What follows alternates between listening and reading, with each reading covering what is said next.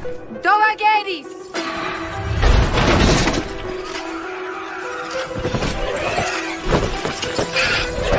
Naidon Mevadas! Geleti!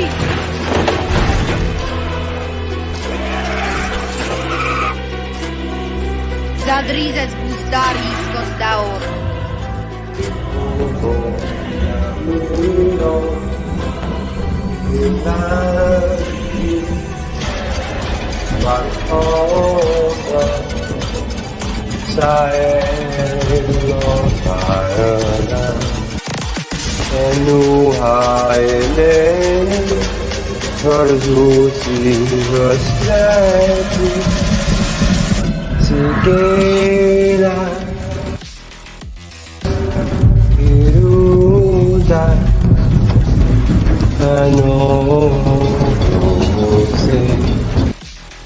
It's the thousand blades of Aegon's enemies.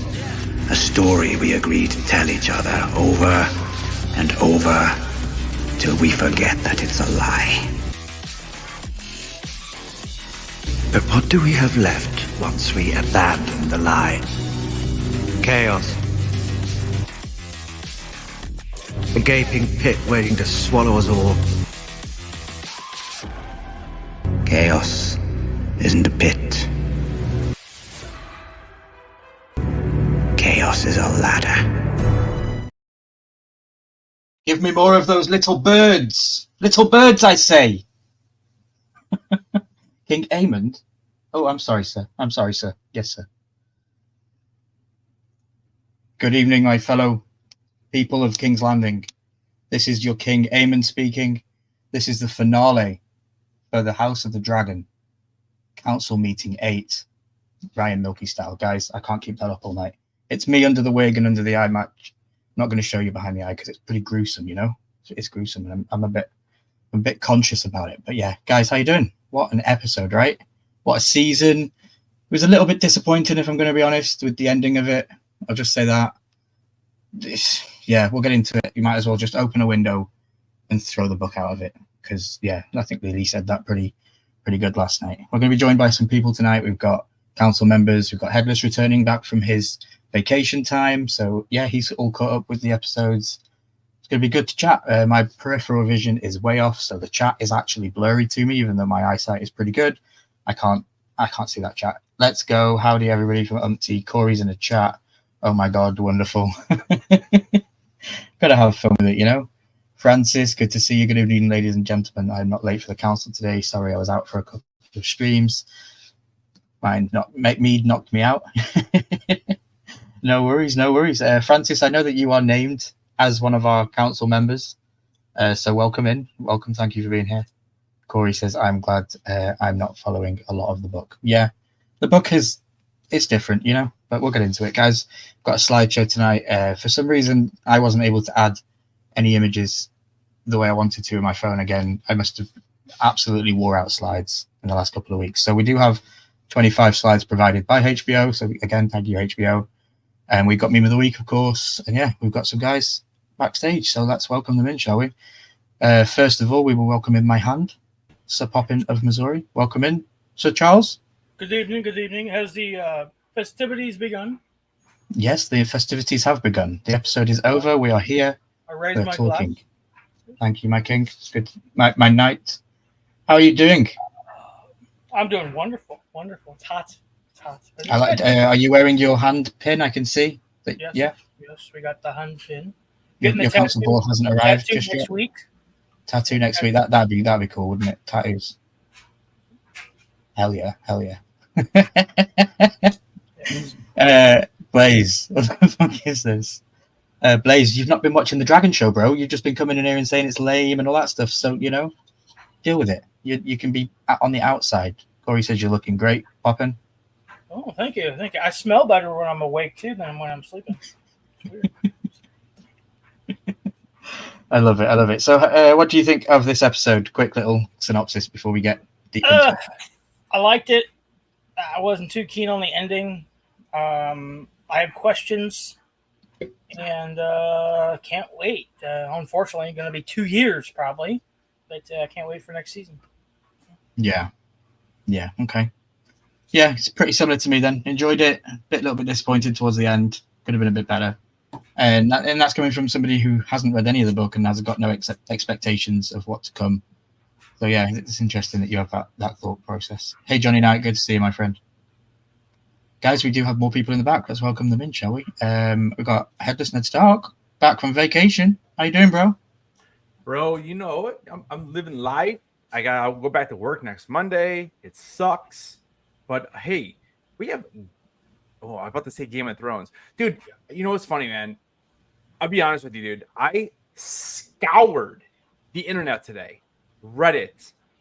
Like everything I can think of. Vulture, Screen Rant, every freaking dude, nobody can tell me what freaking dragon was flying up above the was it Sharp Point? Nobody can tell me. I can't find it. Who is it? It was a big thing yesterday in yesterday's live. What dragon is flying above Sharp Point when Aemond, and I know we're going to get into this, but when Aemond and Vhagar are kind of looking on after they burned it down? What dragon is that? He has 3 little holes in the wing. I spent hours today trying to Actually, find that. Didn't even notice a dragon, but I would assume it would be Tessarion if it was the blue electric one that Daemon rides, because that's the only other one on the green side. But this is at the beginning of the episode. Before we actually see, because Tessarion comes in the very didn't end. see the dragon in the sky because I was focused on Vhagar. Yeah, because there's definitely a dragon flying around, dude. I don't know. I don't know. Maybe I'm the person who's obsessed with it, but like, who was it? And I guess the only thing I came up with is that maybe it was all from, because it is kind of like a continuation from episode 7 when he was over at King's Landing. So maybe he was flying back and he saw the burning happen. That's the only thing I could think of, man. But Okay. dude, I'm doing well, man. I'm sad it's over. You know, it's just tough because now we have to wait 2 years. But I tagged you on Twitter. You see what's coming next year now, right? Hedge Knight. Yeah. And we talked last night about that because you said that it doesn't make sense that would start before this ends. Because of the story goes into future kings, and we haven't got to the end of the show yet. So yeah. So what did you think of this episode? And just a quick synopsis before we get into the slides. Yeah. So last night I gave it a 7.5. I rewatched it today. I liked it more. I actually liked it more. I was still disappointed we got no action at all. But again, from what we had talked about and just from based on the book, I feel like, I don't know, man. I'm like, I don't know how season 3 is going to start. Like, I don't know how you don't go right into battle at this point. But again, if we're talking like going season 3, season 4, how is there that much content left? Again, I have not read that far into the book, and I did not finish where I wanted to finish today with the book. I got a little bit further than, but nothing really for me seemed different at that point where I had to stop. Okay. I don't know. I mean, I did enjoy the episode more. I can appreciate what they're trying to do with Alicent's, but I still think it's a friggin' trap. I would say I probably have bumped my score up a little bit, but I'm still disappointed that we had nothing. Like, no major character died. I just feel like everyone's positioning like a chess game. That's what it was. Yeah, it was positioning. But we'll get into it. We've got images, we've got slides. Yeah, it just took a while. And I know one other thing, and again, I know we'll get to this, but one other thing is, like last night I was saying that, is Daemon really seeing Daenerys, or does he think it's Rhaenyra? And I don't know, man. Like, the showrunners, there was an article that they said it is definitely Daenerys, but they also did not say that. They did not say like who Daemon thinks it is, but it definitely is Daenerys. So, and then there's also a crazy theory out there, and we'll talk about that later, though. Yeah, cool. Yeah. Well, we do have another member that's going to be joining us this evening. Thank you, Poppin and Headless, for being here this evening. Thank you, everybody in chat. We also have our Grand Maester of the panel and of the council meetings. We have Sir Jeremy, Grand Maester Jeremy. Good evening. He hasn't passed any of his teachings yet. That's why you don't see a chain. He's still in learning. He's still learning. It's being polished. Okay. I have it. It's just being polished. That's what a Grand Maester would say. I haven't. It's been polished. I'm writing my scrolls with my feather and my ink reservoir as we Yeah, speak. just know that if you ever dot out, I'm going to be expecting you to be Grandmaster Pycelle and just faking it and like shaking it off and, doing the stuff that he did in that episode. Yep. Yeah, let me just pull up my eye patch for a second so I can actually see chat. Because it just goes blurrier and blurrier and blurrier. All right, there we go. My Okay. vision's come back. That could be the wine. No, I haven't had anything to drink this evening. Okay. Right. I can make my dragon breathe fire. I don't know if you saw Yeah. that. Jeremy, thank you for being here. What was your initial thoughts of the finale episode? And yeah, what do you think? I thought it was everything it needed to be. Honestly, from a guy who hasn't read the book and is in the process of reading it but hasn't gotten that far, I thought it was everything it needed to be. Right? It set up everything for season 3 without it being too crazy cliffhangery, and it gave us plenty to look forward to. But I like the chess aspect of it. That's what I love about this show more than Game of Thrones, which was just shock and awe always. You can't get close to a character because they die. This has just been strategically placing all of the pieces in place for one epic, monumental a battle. I mean, so I can't wait to see how it plays out. And I think it was kind of exactly what we needed for a season finale this season. Yeah, I feel like season 1 was an introduction to the characters and the story that we were building into. Season 2 was an aftermath and the struggle of trying to figure out everything that they could do possible without going to war. Like, what can we do without killing innocent people? And we see the struggles, and that isn't in the books, as a lot of people know. The meetings with Rhaenyra and Alicent don't happen. So, I like that they're doing things like that, and it's definitely setting up. I was expecting it to be a bigger cliffhanger with a pretty big event. As I said last night, it was one of 2 that I was expecting.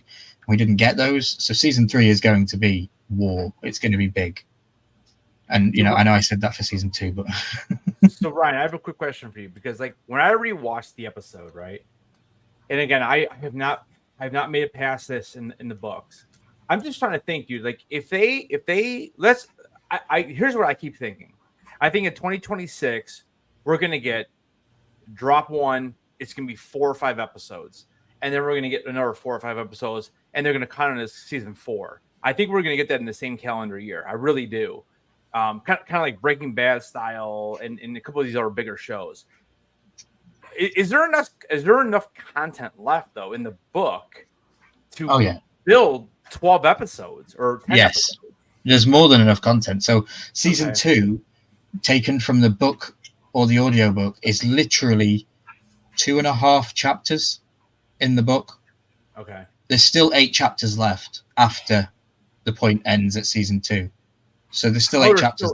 There's still 8 chapters left to read, and some of them are an hour and a half to 2 hours long. So we're gonna get a huge battle, but that's not. There's rumors this could be 5 seasons. There's rumors there now that there could be 5 seasons. So you're saying there's plenty of time left for them to have to rush the ending and make it suck? Yeah, I hope not. Game of Thrones. I hope not. And that's why I was so annoyed last night with seeing the flashbacks of Daenerys and stuff like that, because of and the whole third wall break with Helena was a little bit too much for me, because that reminded me so much of Tyrion in season 8. What is better than a good story? Like, one of the worst lines Tyrion ever delivers, because it's not Tyrion, it's the writers speaking through him. And I feel like Helena broke the fourth wall way too much in this episode. So last night I was just scouring YouTube for other people's opinions of the episode, and it seemed like most people were a little bit disappointed, but they kind of understand like what's happening. They understand.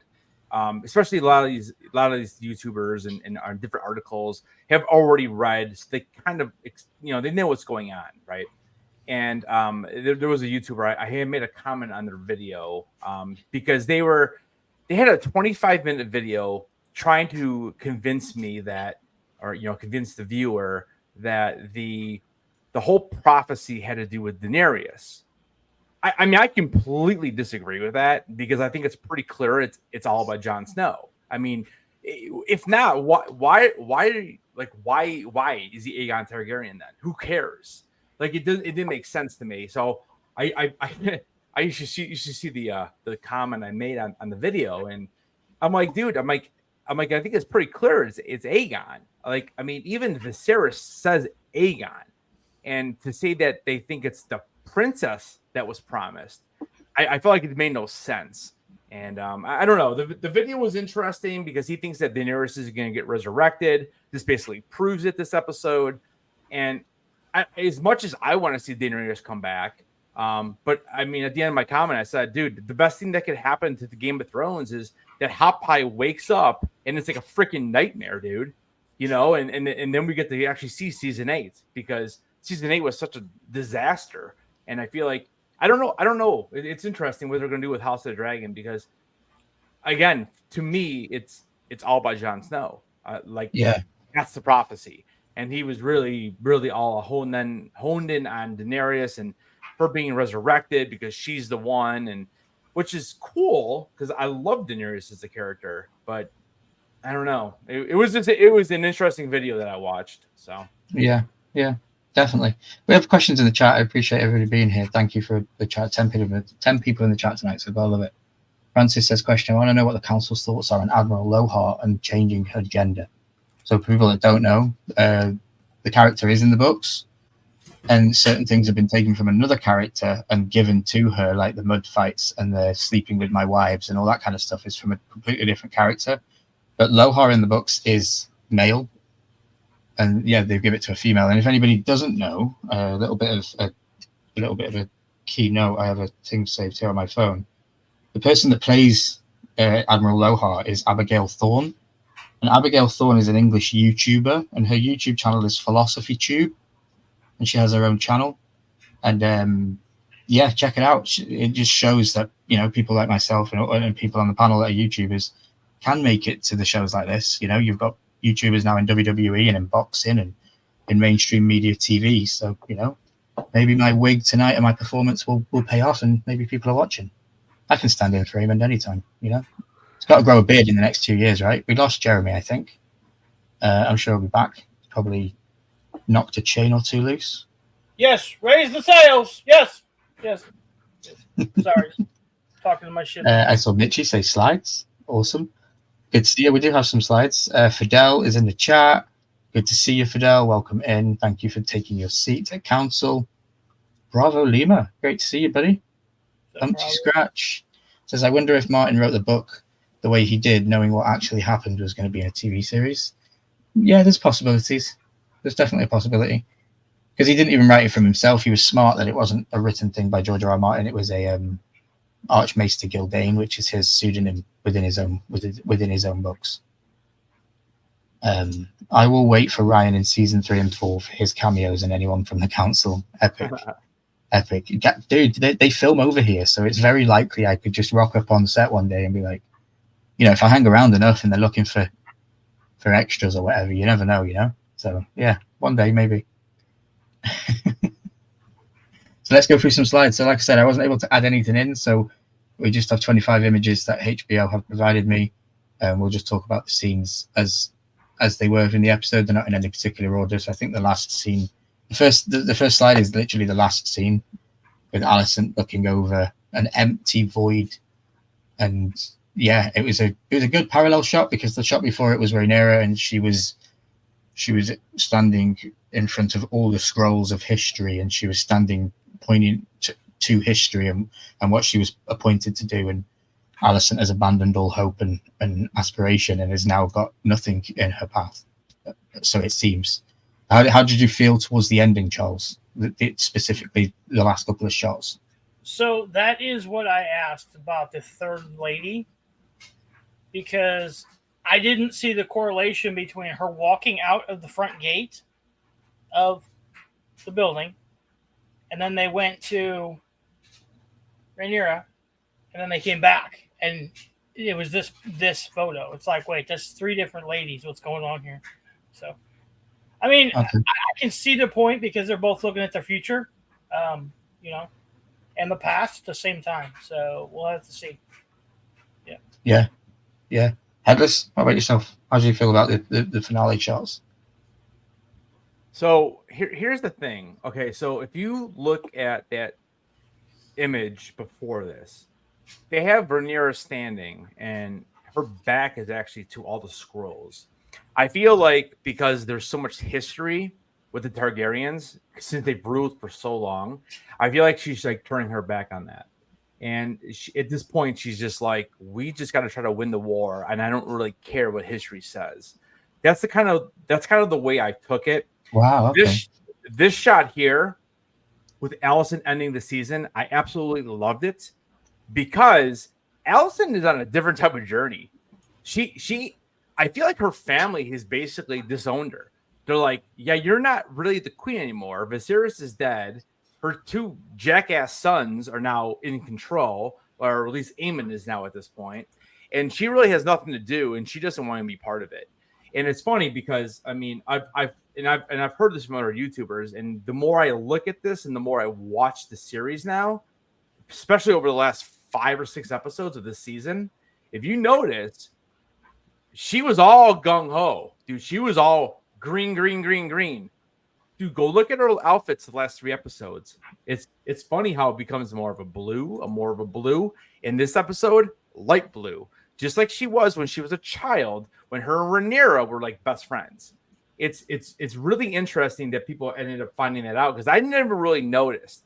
And I don't know if the show is not pointing it out so specific, like you can just tell. But if you really pay attention to the colors of her dresses, dude, go look at that scene again at the end of this episode when she's talking to Rhaenyra. Dude, light blue. Go back to season 1 when Rhaenyra is laying on her lap, and it's light blue, dude. And all that green in between, and she's kind of getting away from that again. And I know you said last night this is not in the book, and I feel like I don't know if they're trying to turn people back into favor with Alicent, even though she has done so many things wrong, obviously. But I don't know. I kind of like it because in the beginning of the season 1, Alicent was not like the character she is now. And remember, she was forced into all this. Like, she didn't want to go marry Viserys. It was her father, dude. It was all her father. And part of me still is a big Alicent fan. And I'm kind of like the change from the books. Again, I don't know what happens in the books with Alicent and everything else. I do still think that there is some type of trap being set with her conversation with Rhaenyra. But again, I don't know if anybody really knows because it didn't happen in the book. I struggle with it because in the book, Alicent is older than Rhaenyra. She's like an evil stepmother kind of figure. She's an older person, and Rhaenyra is definitely a teenager at that time of growing up, and they definitely aged Alicent down to match it. And I even noticed in the final episode, she even says to her, "Come with me." She makes that attempt to make that bond again, and she refuses. She says, "No, I was put here for a reason." And so here's my other question for you guys. We saw, I think it was episode 6. So Rhaenyra, she was making out with Mysaria, right? Like they were kissing or whatever. I think that was episode 6.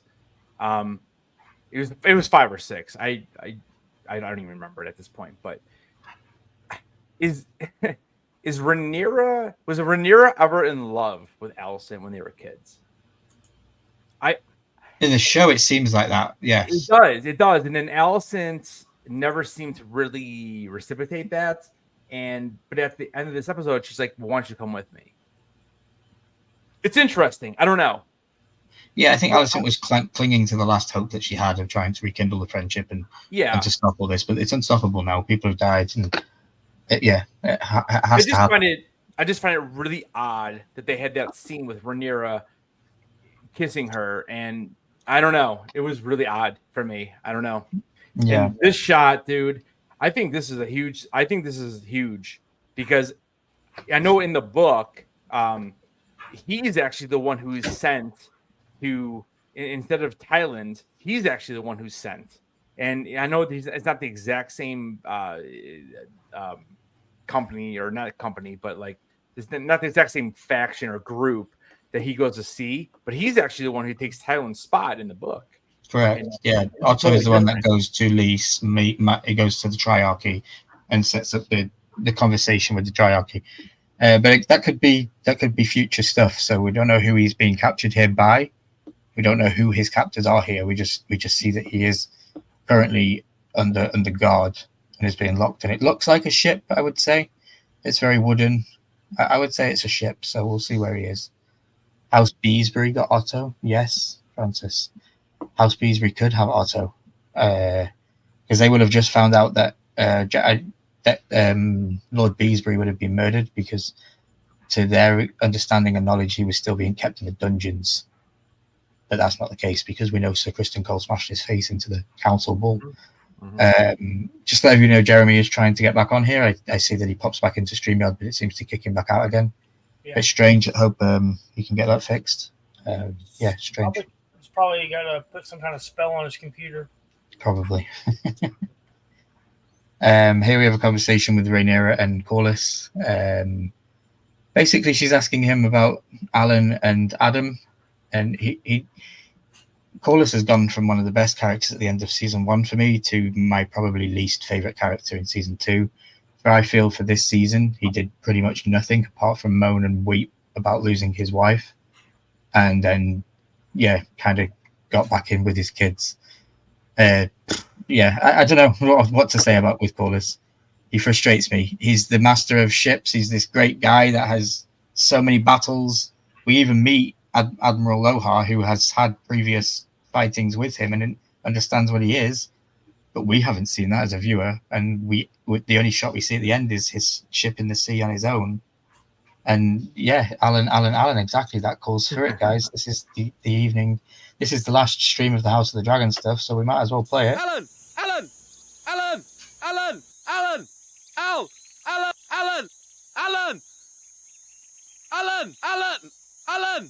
The Copacabana. Music and fashion is always the passion at the Copa. Hey! Are you filming me in the bath? Get out! Away, man, I'm naked. You better not put it on YouTube. Oh, so that's not Alan. Steve, that's Steve. Steve! I must say, I was weak this season. Coming back with a vengeance next year. Just watch. Yeah.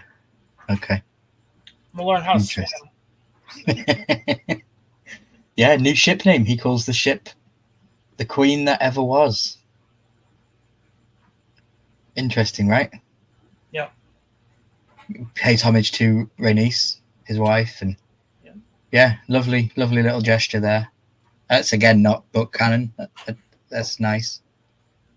Alan, I love that you're all asking for that. That's brilliant. It's my claim to glory. I actually made a meme. Love it. Did Jeremy stay in this time? I don't see no picture. Oh, that's weird. Let's move on. Again, guys, these are completely out of order. But again, thank you, HBO. What a fantastic shot. Hey, Ryan, can I say one thing real quick? Sure. You care if I do a promotion real quick? Sure. Okay. So, guys, we have one spot left, and we're going to do a drawing. And if Ryan's cool, we'll do it on his live. So we're going for Thrawn. It's a waffle. It's $10 to get in. If you're a channel member of my channel, it's $8. We have one spot left, and we're going to run this thing tonight. So Grand Admiral Thrawn, Diamond, SDCC, limited to 3,000. One spot left.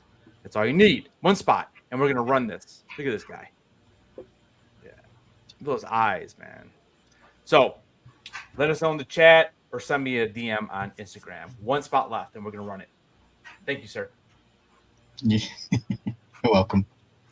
Umpty says, I think that was showing why he wasn't as big this season. He was taking the death real hard. Yeah, okay. I disagree with that. I don't think he was taking the death hard. As soon as Rhaenys was out of the way, he went and got his kids involved. He didn't act like he was mourning to me. He wasn't a man in mourning. One episode where he hardly said anything and just looked around and didn't do anything. Okay, one episode. Yeah. So So in the scheme of things, he cried for like 1 day. Yeah, mean, 15 in the chat tonight. Absolutely love it. That's yes, fantastic to see. definitely. Thank you, everybody. Please Cheers feel to free that.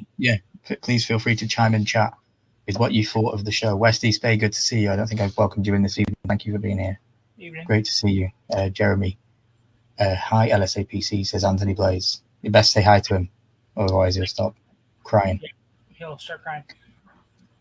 So yeah, this is the shot we just got to. Damon announcing to his merry men of Riverland men, all the houses come together to, we think, and I like that this played off the way it did, because I've been saying for a couple of weeks now, I don't think Daemon's going to take the throne. I feel like he's definitely going to take the side of Rhaenyra. And a lot of people were thinking, no, he's saying he wants it, he's going to do that. And I'm like, no, just because he's saying it in Harrenhal is a completely different, kettle of fish. So just seeing this scene when he bends the knee and he says those famous words, the first queen. And I think I was watching it backstage with Headless, and I said, I want a queen in the north or a queen of the world chant. And we kind of got something similar. But I just want to say the acting, like the end of this season might have been a little bit meh for me, but the acting in general is top tier. There is nothing better right now, ever, anywhere. And I might even put it up to Game of Thrones standard, like early seasons, because that was good. But this is getting there, the cinematography, the world building. Harrenhal is such a fucking gorgeous castle. Even though it's so derelict and broken up, that's what a castle looks like to me, living in England and Wales and Scotland. They're all old and decrepit and of a bygone era that actually happened. So maybe, that's my kind of vision of a castle, and not the Disney princess looking, every rock is neat, But yeah, so what do you guys feel? Charles, how do you feel about Daemon officially bending the knee to his queen and not taking his throne? Fly away, pigeon. Fly away. Sorry, I just sent a message. I don't know if I believe it. I'll be totally honest with you. He had that look in his eye of like, can I get this past her or not? I don't know. I kind of figured 2-3 episodes ago he was going to go his own way. He bowed to her. Everyone else bowed to her. But we've seen it before, too. So, I don't know. I don't know. I think if it comes down to it and it's him, her, or the world, he's going to take the world route for himself. He just seems like that type of person. I like him. I love his character, but I just think he's that. He's that anchor, should I say? To something. So yeah. Okay. Interesting. Headless, what did you feel about this? Did you always know Daemon was going to bend the knee, or were you under the impression that he was going to take the throne for himself? I'll be honest with you. I really did not know the way the storyline was going. I'm glad the way it ended. I love the speech. I thought it was great. And if you watch inside the episode, it's really, really cool how they filmed it. To make it look like there's like 30,000 people there. I love the speech. I mean, how many times have we seen someone raise the sword and give that big old speech? And it's hard because, I mean, we've had some good ones. We really have. And I think he was fantastic. And it's funny, when he said what he said, I ended up rewinding it, and I had to catch back up to you. So I skipped a little bit of the episode because I'm thinking in my head, I'm like, dude, what kind of quote can I have him write on this Funko Pop? Because there's some good stuff in there. That's why, and if you remember last night, that's why I asked you. I said, do you think the NFT is from season 1, or could it be from season 2? And I was disappointed when you told me from season 1. I don't think he's going to don that armor again. So I'm gonna see him again in New York. But yeah, dude, I loved it, man. I loved it. I'm glad it finally came to an end, though, because again, to me, this is one of the most disappointing things with season 2 is that, dude, 8 episodes. Daemon was away from everybody, and he's the best actor in the show, and it's just like he's talking to ghosts. And again, I thought personally Alice Rivers was a little disappointing. I thought there's gonna be more. I mean, maybe we'll get more in season 3, but overall, this scene was awesome. I'm glad they're back together. Dude, I just want to see Caraxes and Cyrax just take down some mother, Yeah, So, yeah. No, I hear you. I hear you. I want to see those two dragons neck to neck, side by side. Like John and Danny. Like let's go, man. Like let's just go. You want to see the dragon's necking? No. That's after that's HBO. After. No, dude. No, dude. That's a whole other show, bro. That's behind the dragons. Yeah. Our Grandmaster says, looks like it's not going to work. Oh, that's unfortunate. I shall nibble in your presence from the chat. Well, thank you, Grandmaster.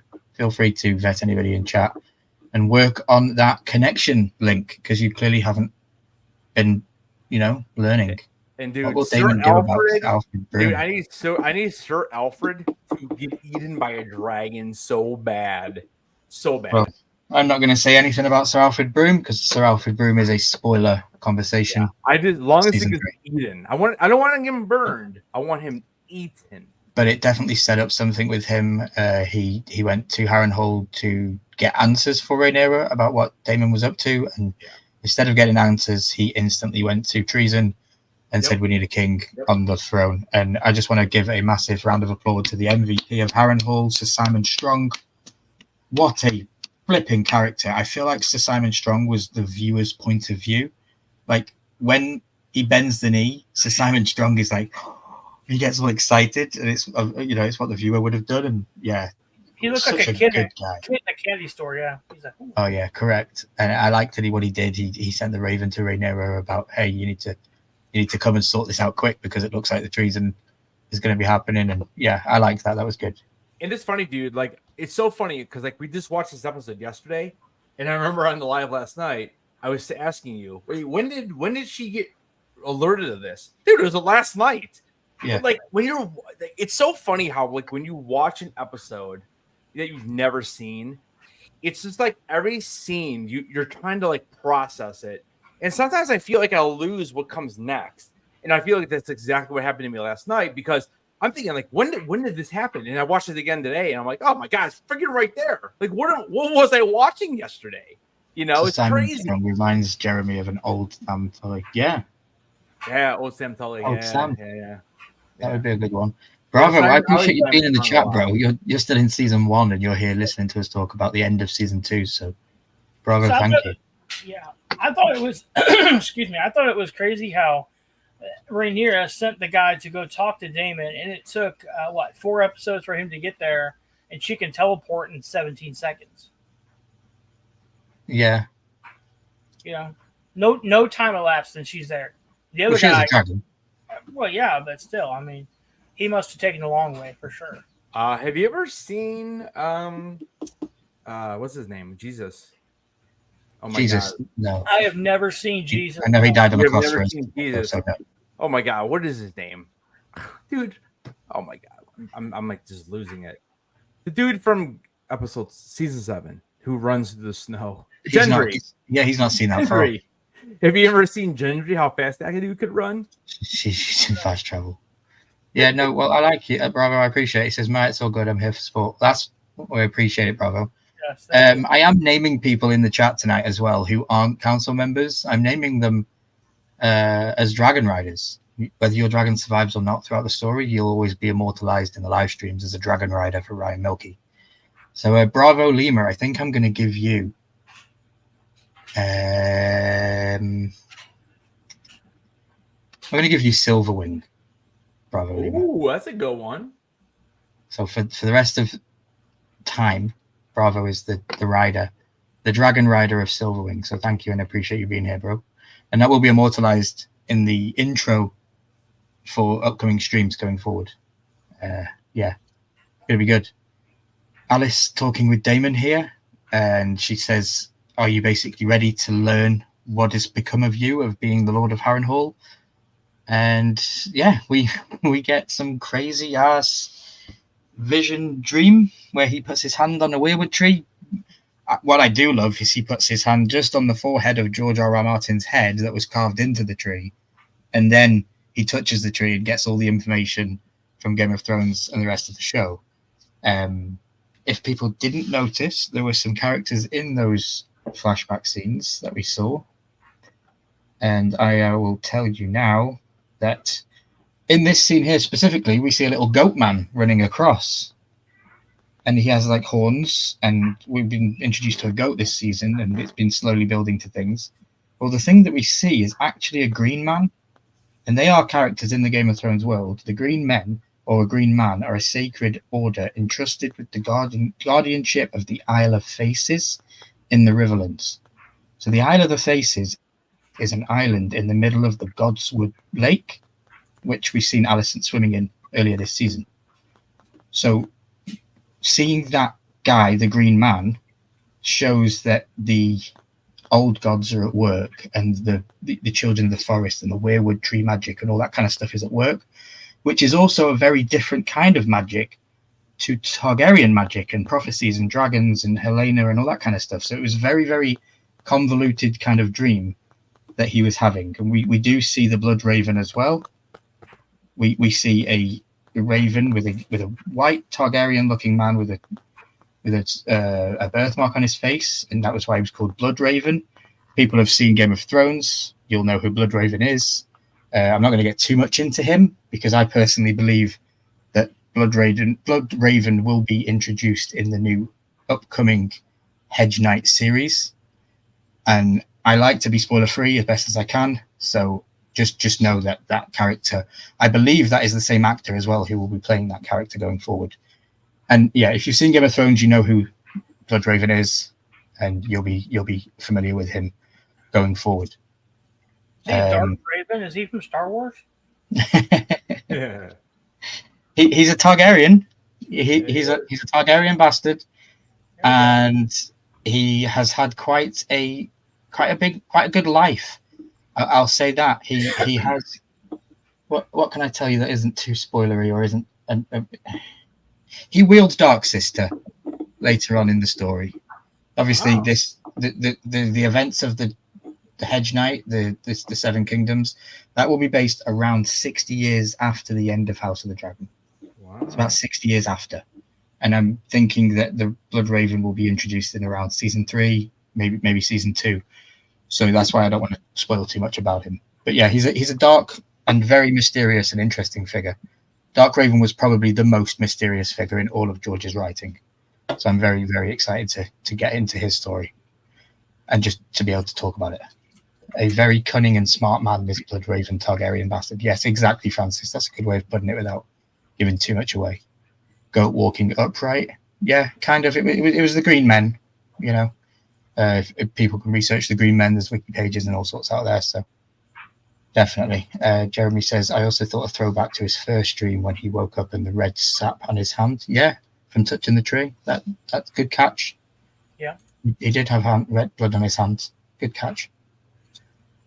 Again, there's another photo of Daemon kneeling to Rhaenyra. I just love the costume design in this show. Nothing is ever overlooked. Everything is meticulous detail. Such a good show. Here we have the award for the best pouting teenager in 2024. Like what a pout Jace put on, right? Who's annoyed with Jace this season? Who's annoyed with him? Hands up if you're annoyed. Dude. He's terrible. Yeah.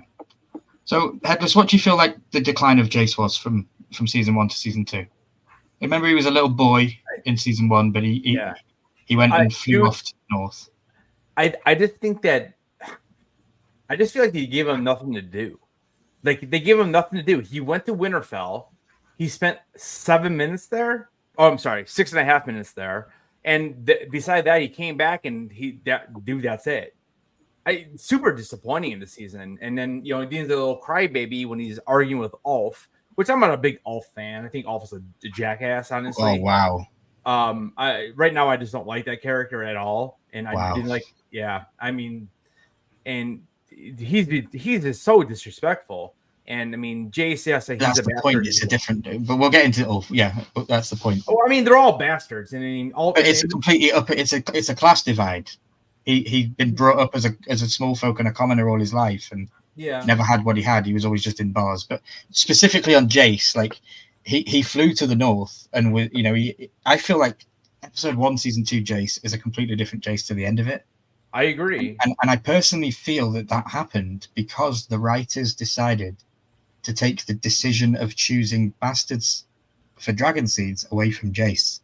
In the book, it's Jace's idea to go and get dragon seeds and put bastards on dragons. But in the show, they make it out as he is against this with his mother, and he doesn't want it to happen because what makes him any different then? Because that's technically what he is. He is a bastard Targaryen. Yeah. So, and these people have got bigger dragons and they're bigger than him. And, it's just one of those things. So I just don't like the way he handled it. And that's because they changed the storyline, in my opinion, because when you mess with a big thing like that regarding dragon seeds, it's going to have a knock-on effect. Jace had that decision. When you take that decision away from Jace, what does then Jace do regarding that decision? And it's Francis says, Ulf, it's a jest. Get a grip, guys. Yeah, I love Ulf personally. He is a comedian. Cool, he's a comedian. But I just, the show needs that. It needs little bits of that in the show. Otherwise, it's a very serious drama, and I don't think that many people would be into it. But personally, I feel like we get enough funny shit with Thailand. Like I loved it. I thought it was hilarious, and I feel like they make him look like a jackass. And I love how they always make Lannisters look like a jackass. Yeah, that was what I was going to come back with. That's because that's a Lannister trait. I don't know. The alt guy, like the dude's talking all this crap, and the dude's never even been on a dragon before. Like he tamed a dragon, I guess. Now, are we supposed to think that he's already ridden the dragon? Well, we've seen him do it. We've seen him ride it through the. That's true. Yeah, okay, he's done it once. Okay. He already did. I don't know. We've seen that more than we've seen Vermithor ride. Yeah, no. I don't know. I don't know. I just haven't been a fan of Ulf. But okay. Because I'll be honest with you. Like, obviously, I don't think he's lying now. But at the beginning, when he said that he was like the stepbrother of Daemon and Viserys, I thought for sure that was a lie. But obviously now we know that it wasn't really a lie. So yeah, Gary says he's annoyed like Jason season. Corey says Jason's annoying ass teenager. Go ahead, tell us. Yeah. I just feel like they gave Jace nothing to do this season after he came back from Winterfell. Because they took the choice of dragon seeds away from him. That's why he had nothing to do. Yeah. But that's cool though, because Funko made a Jace Funko Pop, but they didn't make an Aegon Funko Pop. So yeah, way to go, Funko. You guys are crushing it over there. Yeah. Baylor is back to being one of my favorites, says Jeremy. Wesley's Bay, this scene was perfect. Seems like some possible betrayal in his eyes. Yeah, there could be. I'm concerned for Jace, especially like when Rhaenyra says, Adam, come with me. They go to Harrenhal. Why not take Jace? You already know he's insecure and he's having issues. Yeah.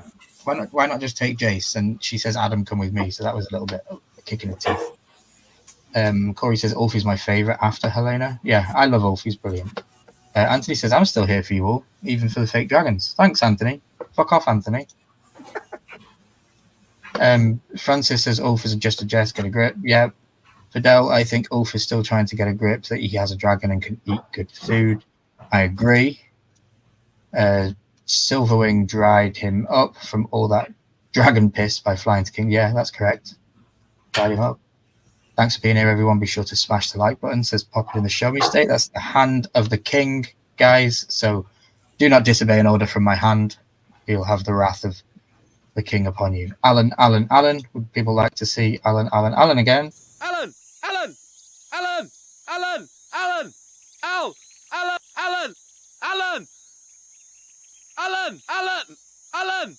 The Copacabana. Music and fashion is always the passion at the core. Hey, are you filming me in the bath? Get out! How am I? I'm naked. You better not put it on YouTube. Oh, so that's not Alan. Steve. Alan! Love it. Don't forget to press that like button from Bravo. Thanks, bro. Team Green can have Jace if Black can have Helena. I would take Helena any day, especially when she looks the way she looks in this scene behind here. Because she was looking stunning this evening. We spoke about Daemon and Helena. We spoke about Daemon putting his hand on the tree. Can everybody see here George R. R. Martin's face in the tree at the bottom? Yep. I don't know if you catch it. If people don't, it looks definitely fits there. It looks them. Swap them out. It is the Yeah. off season. We could make some trades. Just saying. Alice Rivers. So, what's everyone's thoughts on Alice Rivers as a character in season 2? Charles, feel free to express how you feel about Alice. Do you now believe she's a real person? I still don't. I still don't believe she's a real person. I don't. Okay. Do you think he's going to have to explain Alice's presence to Rhaenyra? Oh yeah, for sure. He's going to have to explain a lot to Rhaenyra at some point. Yeah. So you still don't think she's a real person? You still think she's like a haunting of the castle and gets in people's heads? To a point, yeah. I'm probably 60% haunting, 40% person. You know, she could be both. Hell, I don't know. But yeah, I just don't. I don't know. Fidel is with you, bro. Fidel says I still think she's part of Harrenhal and a ghost. Yeah. So you're not the only one on that bandwagon. Yeah. Headless, where do you stand on this? I mean, I'm gonna be honest with you. I didn't even think of it that way. Now I'm trying to think back to the season. Did anyone else communicate with her beside Damon? No.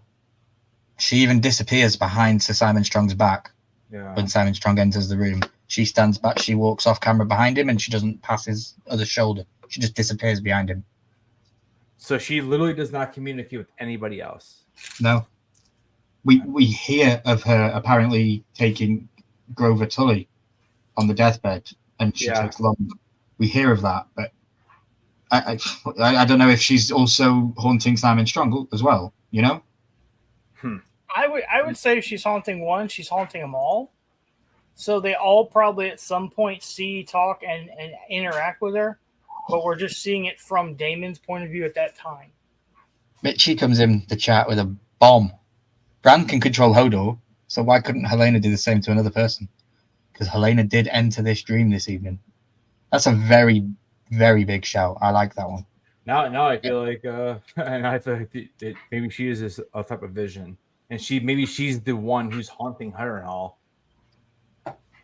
And Francis, why is Alice and Helena connected in any way? Why Helena in Damon's vision? That being shown by Alice. Yeah, exactly. Yeah. Interesting. Simon Strong mentions her presence. Yeah, he does. It's interesting. It's very interesting. I like her as a character. She has lots more in the book, lots more to do, and she also has a definitive ending in the book. So we could see more of her in season 3. What if she manifested? What if she's a manifestation of Helena? Yeah, that's a good. That's a big shout. King. Yes. Do you think next season we can get AC put in the council room? Yeah. Okay, it's quite sticky in here. So. Yeah, we're gonna have to starve the small folk of fish for a week, but I'm sure that'll be fine for you on the notice board. That'd be fine. I don't care. Consider it done. I'm a vegetarian, so it's okay. Yeah, consider it done. If anybody else has any requests, feel free to bring them up on council meetings. That's why we're here. 13 in the chat, still an hour in. Let's I love all of you. Let's fucking go. Let's do this. Here is my background image of the stream this evening. Helena looking juicy fine. Like, wow, girl. Yes, you know? I don't know where to start with Helena because she is an absolute walking billboard of a spoiler. It's crazy, guys. In the books, Helena is very rarely heard or seen after losing and choosing to kill one of her kids with blood and cheese. And she goes pretty crazy.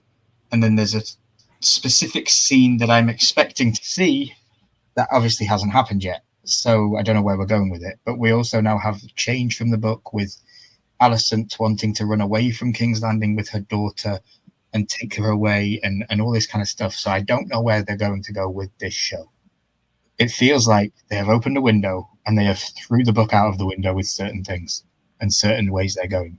In the book, Helena never does any of this dreaming stuff. She never appears to Daemon in a vision. In the book, you don't even know Daemon has visions. None of that is in the book. It's Daemon goes to Harrenhal. Harrenhal is known to be haunted. Alice Rivers meets Damon, and even in the book, there is a specific line that says Alice Rivers has no real effect on Damon. That's said in the book. The show says otherwise, you know? So it's very, very interesting how it goes. Hello there, Your Grace. Hello, Francis. Yeah, she's already mentioned God's Eye. Yeah, she mentions God's Eye, literally mentions God's Eye. We see visions of Damon underwater. She mentions God's Eye too. Aemond, it's very interesting. She says that Aegon will be king again and he will sit on a wooden throne, but Aemond will not be there because he'll be dead. What are they doing and what is she talking about? Because, yeah, it's insane. It did give me chills. This scene gave me chills on her moving forward. She rejected flying out from her for her fam. Yeah, I like that. She rejected to fly. She said she wouldn't burn any innocent people. That was a very nice touch. It's a little bit disappointing because on one hand, I would absolutely love to see Dreamfire fly, but I also know what that might mean, and I don't want to see or lose Helena in that way. So I don't know where to go with what we're doing with her. Like, is Aemon get his own way and is she going to fly, or is Helena going to get her own way and she's going to escape? I really don't know. But just the cinematography with her, and people noticed that even Aemond was unable to make a connection with her when he came out to her on the balcony. He tried to go to touch her arm and he stopped, just like every other character that she has an interaction with.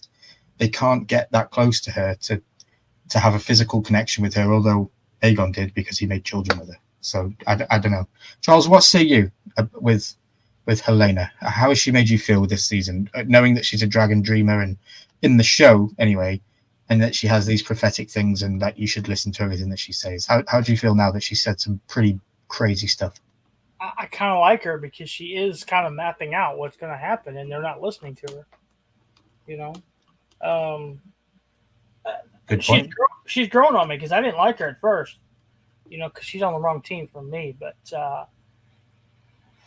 yeah, totally. I'm on her side now. I kind of like her. Like I said, she's mapping out what's going to happen, and like I said, they're just not. They're like, whatever. You know, you're just a stupid girl. You don't know what you're talking about. And she's like, no, really, you're a dick. So yeah. So, I do like her. Yeah. Yeah, Francis says, so Helena foreshadowed what will happen to Daemon and Aemond in this episode. Helena is working with the showrunners. She must be. I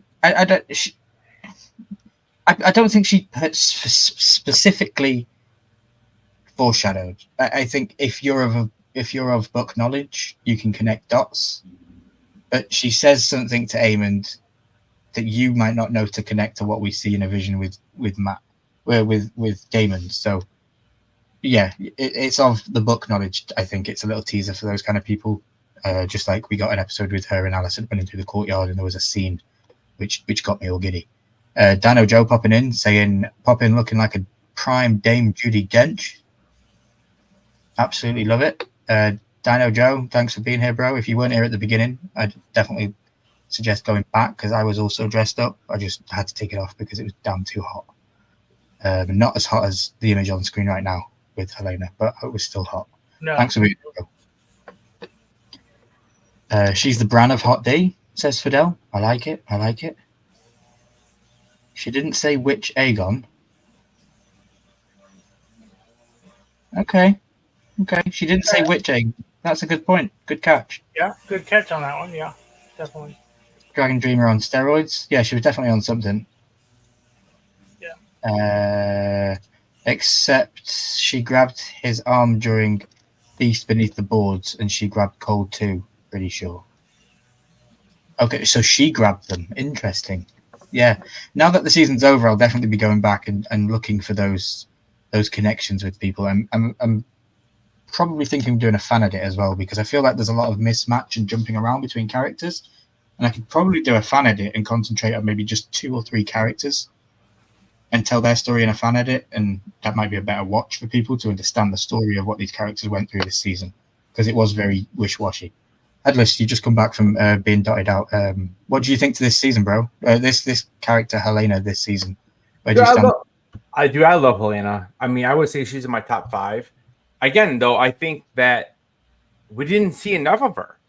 Like, we saw her a lot in the first episode, and like she was just in the background, and we didn't really see her. And then all of a sudden, she pops up in this episode, and she's amazing like usual.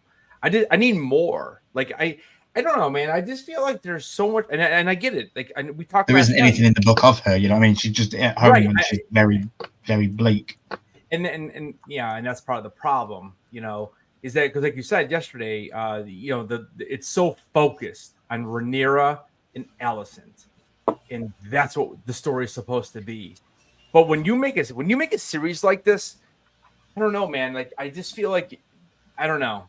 I felt the same way about Rhaenys in the season 1. I felt like she was one of the best characters, and she wasn't in it enough. You know, and then all of a sudden, you know, and halfway through the season, she's dead. And I just feel like we never got that character development out of that character because she was one of the best characters, but she just didn't get the screen time. And again, I don't know what the solution is, because the season was already slow, as a slow burn as it goes, anyways, through 8 episodes. And I get they have to keep with what the book is doing somewhat.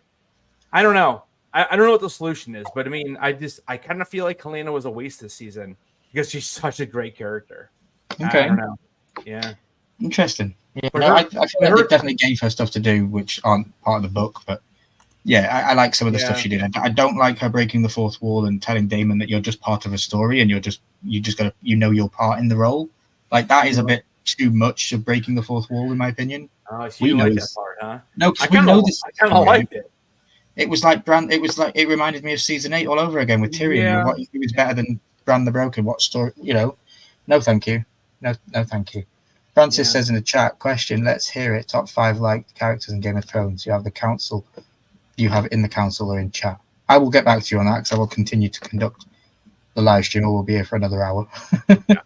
But yeah, guys, please feel free to play along.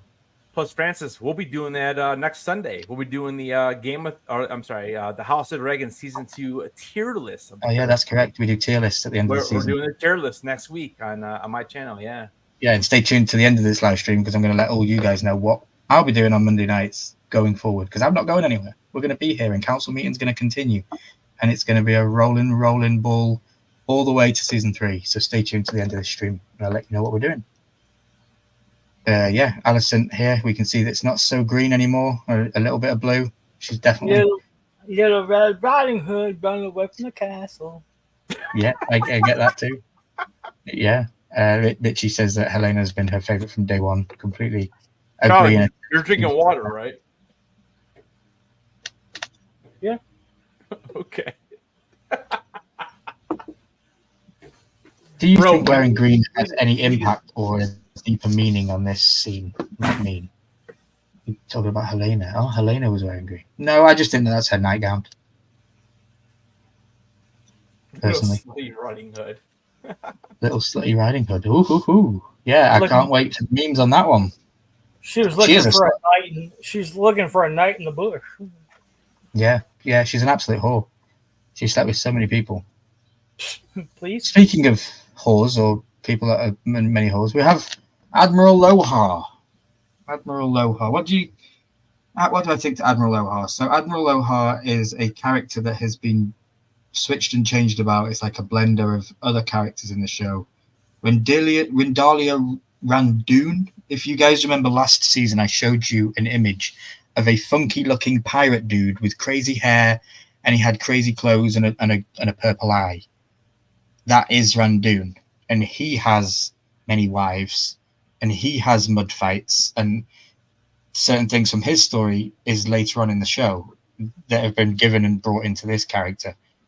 I get it. I like it. You know, there's the fight for gender equality and all that stuff. It's a big thing for Ella Darcy themselves and the characters in this show. The fight of women empowerment and the choices that women in charge make. you know, I like it. So yeah, it's comedy. I understand we were going to get the Tairoshi pirates introduced, and I personally thought we were going to end with the scene of the gullet, and we didn't. If I can find it, there was a comment earlier on in the chat regarding the gullet. I will try to go up and quickly see it, but it might have just passed me by. Here we go. Here we go.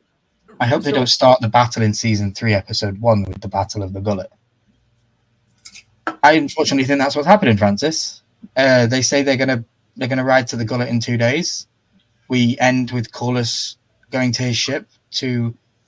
He doesn't know who he's meeting. He thinks he's meeting the Lannisters and the other folk, but actually he's probably going to bump into the Tairoshi pirates, and it's going to be the Triarchy rising up again after he once defeated them and returned in season 2 triumphant, you know, and now they're back to fight him again. So it's interesting to see where they're going, and she's had fights with him before. So yeah, sorry, Headless, you were going to ask something? No. So in the book though, isn't this character a male? And Yes. They changed it, right? Admiral Lohar is male in the book.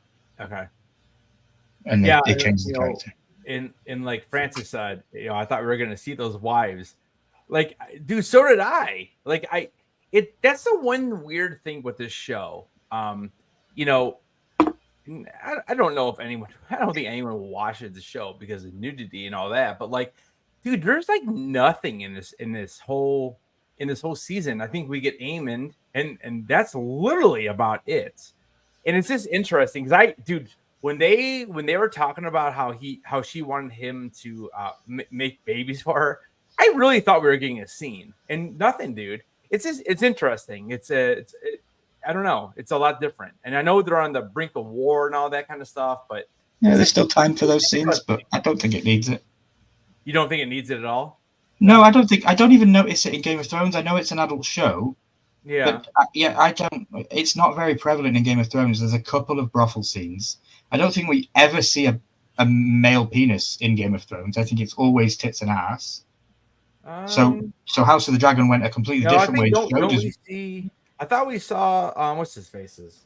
Theon's, right? I didn't think we did, because then we have the sausage.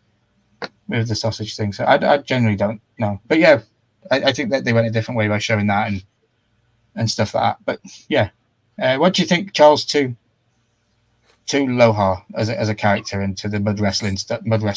Did that throw you off? No, not at all. You know, I kind of got before she even came in the room and they were talking. I'm like, it's gonna be a woman. Just the way they're acting, you could tell. Like something's up.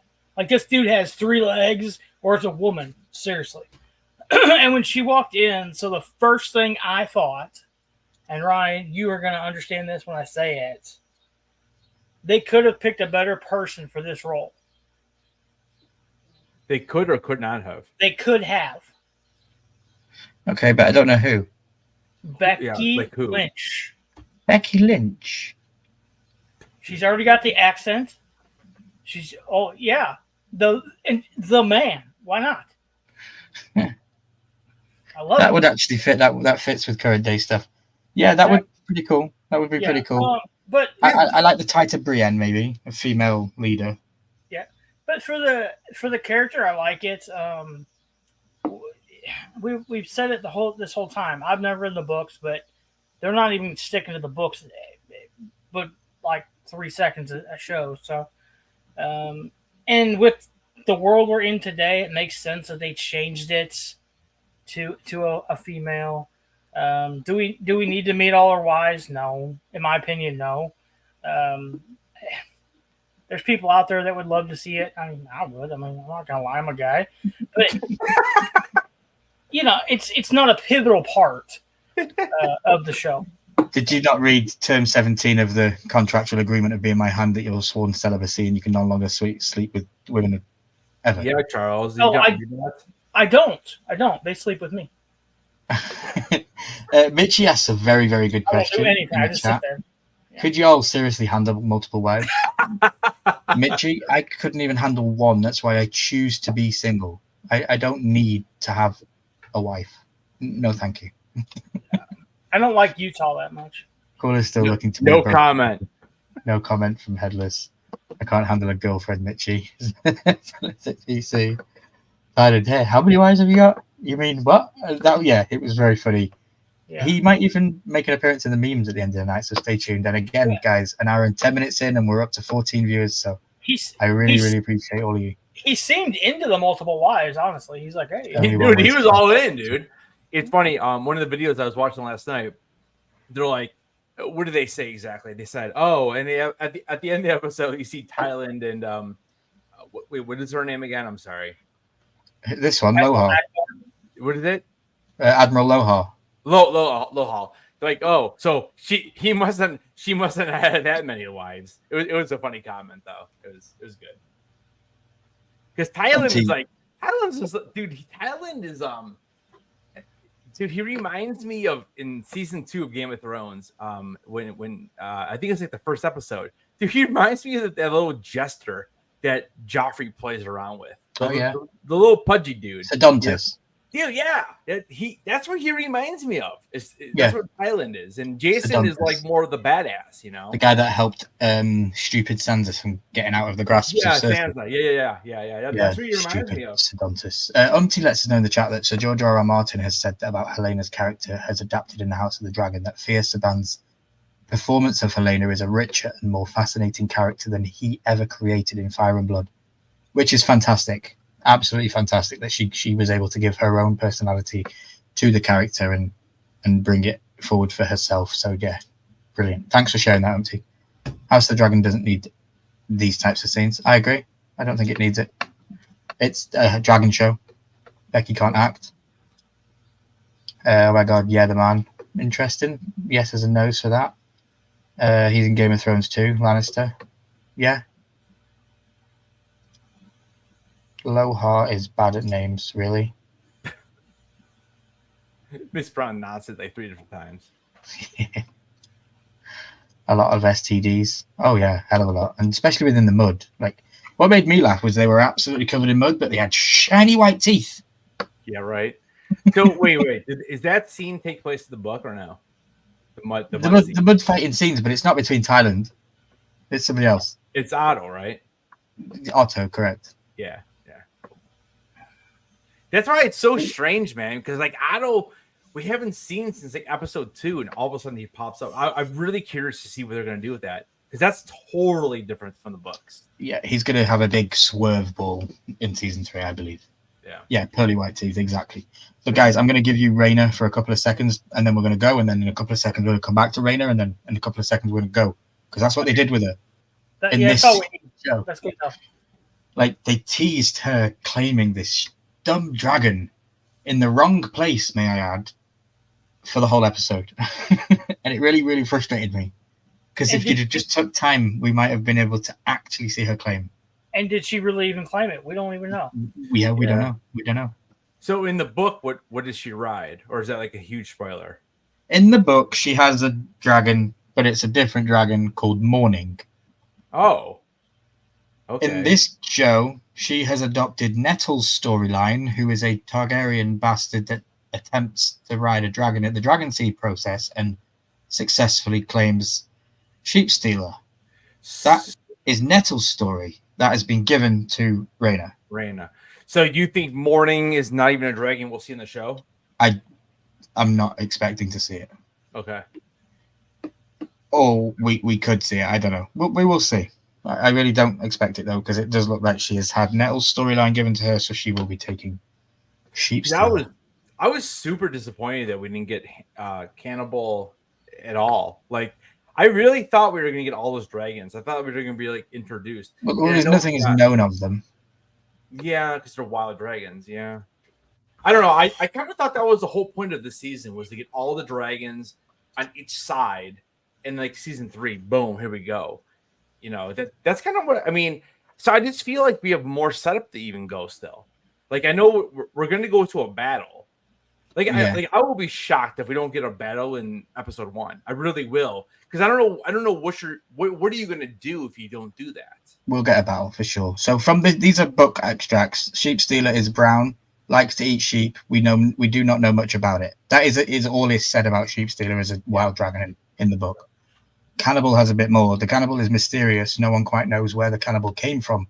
From some point, people claim that the cannibal existed in Westeros before the Targaryens did, which is probably untrue. That would make the cannibal the biggest and oldest dragon in the world, and that doesn't seem to be true. But the cannibal is powerful and mysterious and eats other dragons, so it's unlikely. It's scary, and I wonder if anyone will be brave enough to try and claim it. I don't think we'll ever see anybody flying cannibal. I genuinely don't think I'm going to see that. I would like to see somebody maybe just come across it and then die in the process because they came across cannibal. So in the book, nobody rides cannibal. No, it's a wild dragon. And Grey Ghost is also elusive, likes to eat fish, and is seen mostly over the waters. We don't know much about its history either. And they are the three wild dragons that are supposed to be on Dragonstone. Okay, so do you see a scenario in this series that like maybe we don't even see those two dragons? There's a possibility, but yeah. I think we will see them. I think there's definitely a chance for them to do like a semi-horror scene maybe, and have cannibal maybe eat one of our favorite characters. Would be cool. But I guess we'll see. But yeah, that was. Sorry, guys. I apologize, my counsel. I didn't play the meme, so I'm sorry. Where are my dragons? There we go. All is fixed. Ryan, that picture of Silverwing. Why did it remind me of Aragon? It reminded me of Aragon book. Sorry, bro. What? Silverwing. Oh, here. Yeah, maybe a little bit. Yeah, definitely. We do have Dragon Time. Dragon Time was on last week's stream. I don't have Dragon Time this week because we didn't need to really talk about Dragon Time much. But let's get through these slides because we are running a little bit late. Thailand here sitting. I like the guy. He plays obviously both brothers in the show. It's very interesting. Pretty cool. Is he Jason too? Yes. It's so funny too because Jason seems like so much more of a badass, you know? Yeah, I agree. It's the same actor though, huh? Yeah, it's Charles. What did you think of Rhaena? I like her character. I think there's much more to her than we realize right now. Like you said, it's not really her character. It's in the book. It's someone else. Yeah, it's Nettles. Someone said it earlier. Where was it? I believe it was Mitchie. I'm looking for it right now. It almost looks like she wants to go out like her mother by just standing in front of the dragon like, hey, how are you? You know? So I don't know. I think there's much more to her. She's going to be a pivotal role in season 3 for sure. Yeah, Jeremy says, I think it's likely she claims the dragon, but my gut feeling that she wants to go out the way that her mother did. Okay, so it was Jeremy. Yeah. Okay. Again, I just feel like she's another unutilized character that it's kind of been ignored. They kind of sent her away to the Vale. And I don't know. I just feel like, I don't know, man. Something bugs me about the season that I just feel like there's all of these more minor characters that just never got developed from season 1. And I would put her in that boat. I would put Helena in that boat a little bit. I would put I would even put Jace in there a little bit because I just feel like they didn't have enough screen time to like really develop. Like as much as Hugh Hammer was in the season, I feel like we kind of like okay, I'll be honest with you. Like when Hugh Hammer was introduced, dude, I already knew like it was so random. Like I knew he was going to play a big part. And then as the season goes on, and again, I binge watched 5, 6, and 7. By the end of 5, I'm like, oh, dude, this dude's obviously going to be a dragon rider. I think it's obvious. And then I felt the same way with Ulf. And, you know, I was a little confused with Alan and Adam, but I knew like something was going on with those guys. And I don't know. I just feel like some of the characters that we met in season 1 just took such a backseat to these other characters. I don't know. Like I feel like even Bela after her big episode, what was that episode 3? I think. Well, when she rides Stormcloud. Yeah, That's I feel like fine. we didn't even really. Feel like we didn't really get Bela the rest of the season. Like I don't know. And that's the thing. Like I feel like if the season was 10 episodes, then maybe they could have developed these other side characters a little bit more. And again, I understand because I mean, like I'm definitely on team. Like it was a slow burn, and we really didn't get anything at the end of the season.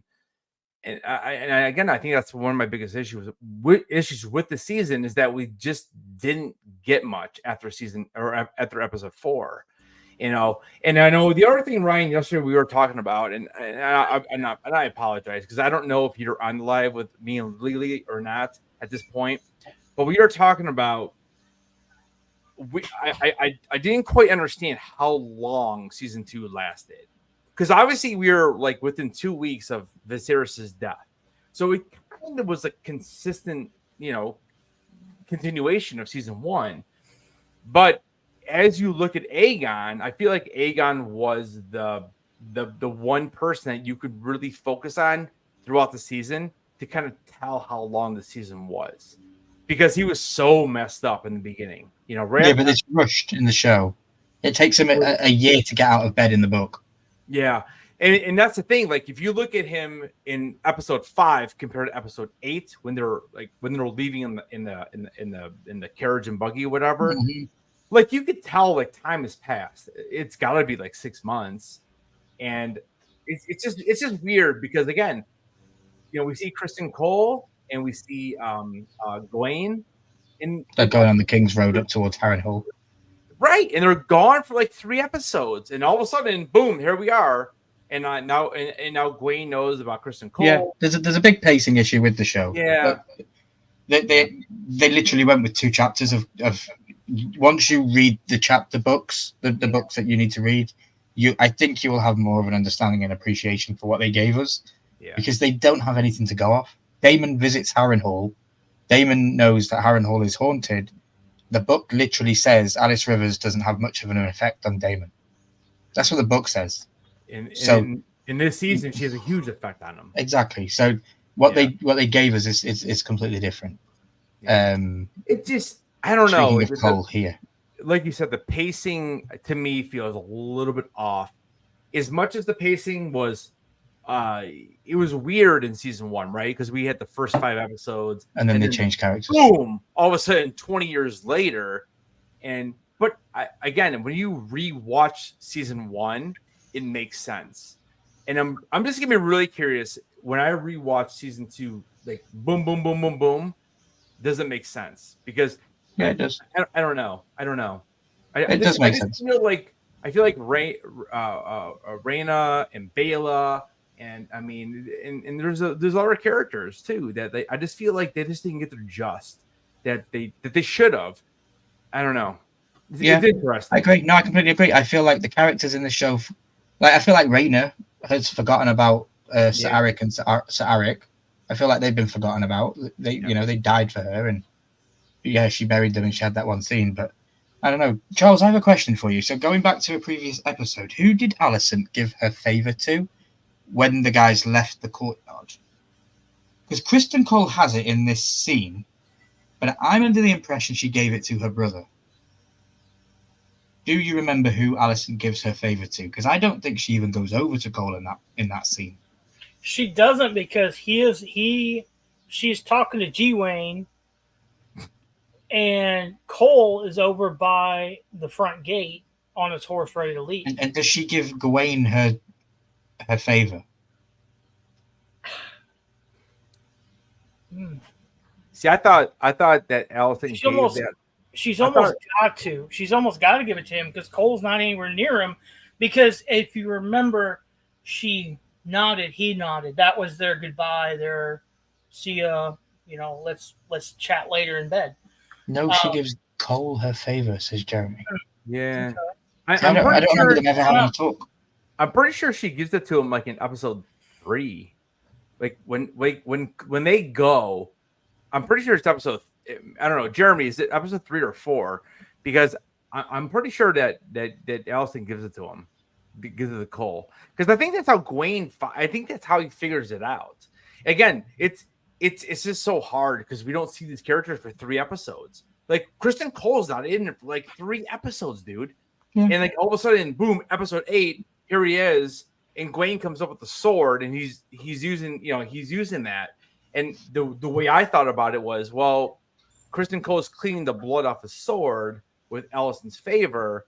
Is that like him kind of saying, I'm kind of just done? Like I'm done. I'm done with this. Well, I like the conversation he had. He says, you know, my lust for women has brought me so much grief. No, you can lust for women, my friend. Don't act upon those lusts. That's what made you feel like that.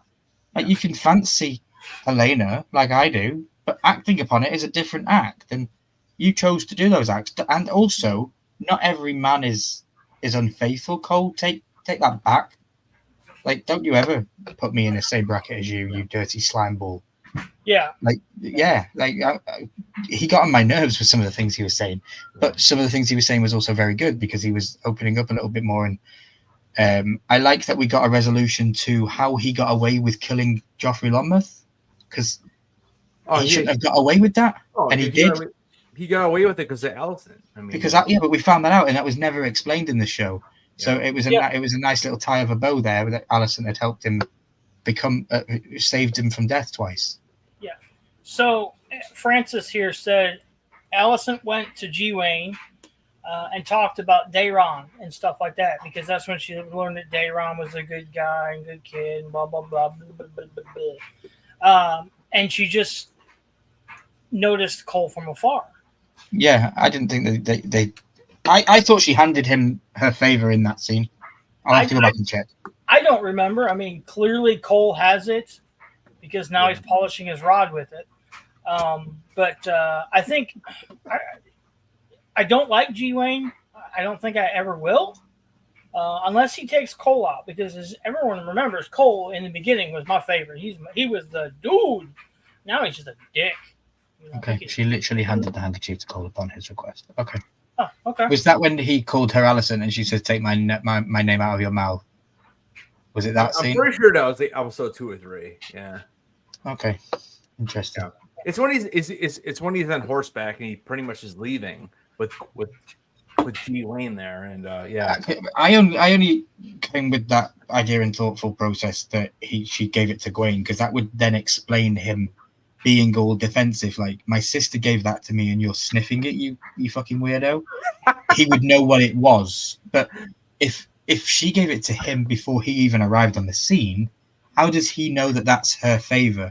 Unless obviously it has imprints and it clearly shows that. Polishing with it, best thing I've heard all day. Charles is here every week, guys. And don't worry, I'm drinking water, so. Yeah, so we have the meeting that never should, in my opinion, in the next scene. Alicent goes running to Rhaenyra. She didn't even have to dress up as a nun either. She gets in. She didn't have to dress up as a nun. Apparently, what's his name? Orwyle is all-knowing, all-everything, can get her in and out of the city without anybody knowing. But in the same episode, Aemon said, shut down all of the ports. Nobody's is doing any kind of like trade or anything like that. I want to know what everyone's doing. But Alicent gets out and Aemon doesn't even understand. So there is issues with the way that these things happen, because you are adding to something that never should in the story as the season progresses through. After A Son for a Son, after the death of Rhaenys and Meraxes, and Sunfire and Aegon is injured, Alicent and Rhaenyra grow to hate each other even more, to the point where they are willing to murder thousands and thousands of innocent people to have one over on each other. That's all book stuff, and it's so good. I don't know what they're doing here. Dude, I have so many issues with this. Not only I thought it was ridiculous that Rhaenyra snuck onto King's Landing and nobody knew, because honestly, they could have killed her right there. Boom, done. Same thing here. They could easily just killed her. Boom, done. Well, killing her here doesn't do anything. Aemon still has Vhagar, the biggest dragon. I know, but still, I mean, dude, I have a lot of issues with the way they sneak around and get into the other person's castle. Like it's that's not book canon. It's made up for the show. I know. It's just really unrealistic. And when I rewatched this episode, like this part of the episode today, I was like, dude, this is so ridiculous. Like, dude, Rhaenyra's character would just. I think Rhaenyra would just kill her. I really do. I think at this point, like Rhaenyra would be like, "Listen, I came to you the first time. Boom, you're dead." And I don't know. And then Alicent is like, "Oh yeah, come take Aegon's head." And it's obviously a trap. I mean, well, they played a son for a son, but yeah, I don't think Alicent is setting a trap. I don't personally think Alicent is, but I do maybe think with the way they're going, and this isn't book canon, I do think that her plan might be get found out, and then that could then turn into somebody's there to catch up. Episode 3 when she gave Cole her favor. Thank you for checking, Jeremy. Thank you, Grandmaster. Yeah, thank you, Grandmaster. Grandmaster. Alicent has more compression in the books, and I'm liking it. Yeah, has more compassion. More compassion. Yeah. Okay. Yeah, she does. In the book, she's evil. She's terrible. She's definitely trying here. I just. Oh man, I don't know. I think they need to do something to gain more favors for the Greens, because the way that this show has been portrayed, the Greens are evil. Blacks are the ones that you should be watching. All I see is 90% to 10%. Exactly. Yeah, and I'm trying to figure out why it's even 10%, because is it just because Olivia Cook, or is it? I mean, honestly, like why would you ever vote for Greens in this point? I dressed up as a Green King this evening. I like Aemond. He's one of my favorite characters. Probably my second favorite character. Yeah, so that brings up a good point. Everyone in the chat, are you Team Green, Team Black? Yeah, let us know in the chat. Are you tie-dye? You know, or 10 are people you still here? Let's throw a third one out there. Are you Team Blue? Just saying. Are you Team Blue, Green, or Black? Let's hear. Charles, where do you stand on these secret meetings between the two queens? I wish they would have embraced. Little slow music. You know. She clearly isn't into her accent. She likes the foreign accent more. Yeah. So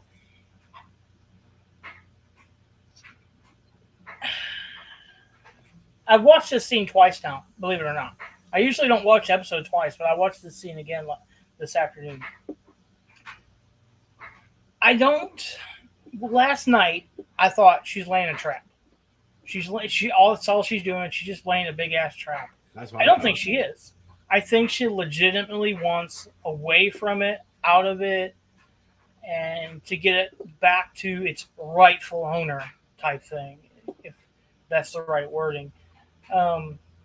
I did like the meeting. I mean, yeah, total blockade, nothing in, nothing out. She can just walk out like Little Red Riding Hood. Come on, I mean, did we blow the front gate down? I don't know. You know, I thought that was a little iffy. Like we said, total blockade, no one in, no one out. She just wanders out like nothing. I mean, did she go through the catacombs? I don't know. So, but I did like the conversation back and forth. I liked that Rhaenyra was like, "Listen, bitch, you already had a chance. You know, you had one chance already. Should I give you a second one?" And yeah, so I do like it and lets her go. Yeah. Yeah, I agree. I agree with Jeremy 100%. Yes, exactly. That's exactly correct. I mean, because I think we're going to see this. I really do.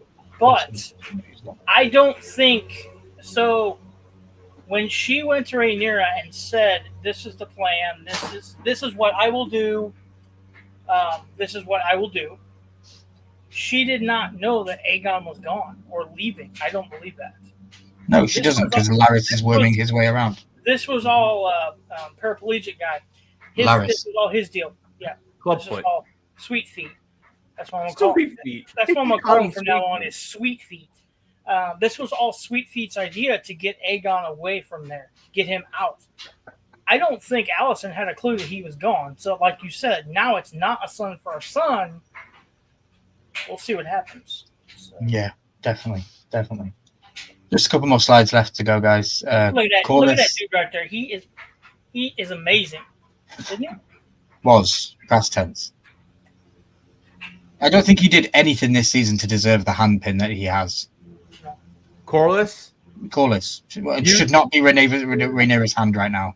Freaking Just useless, because he is dude. experienced at sea and has battle tested, he should not be Rhaenyra's hand. If anything, I would have rather she went to Baylor or to even, I don't know, could she have not made Jace her hand? Well, If you're not going to go fly with him?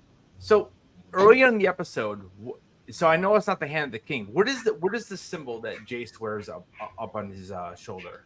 What is that? Just like a Targaryen symbol? Or Yeah, what, I think what it's is a that? Targaryen symbol and maybe the heir of the queen, Okay. the heir apparent.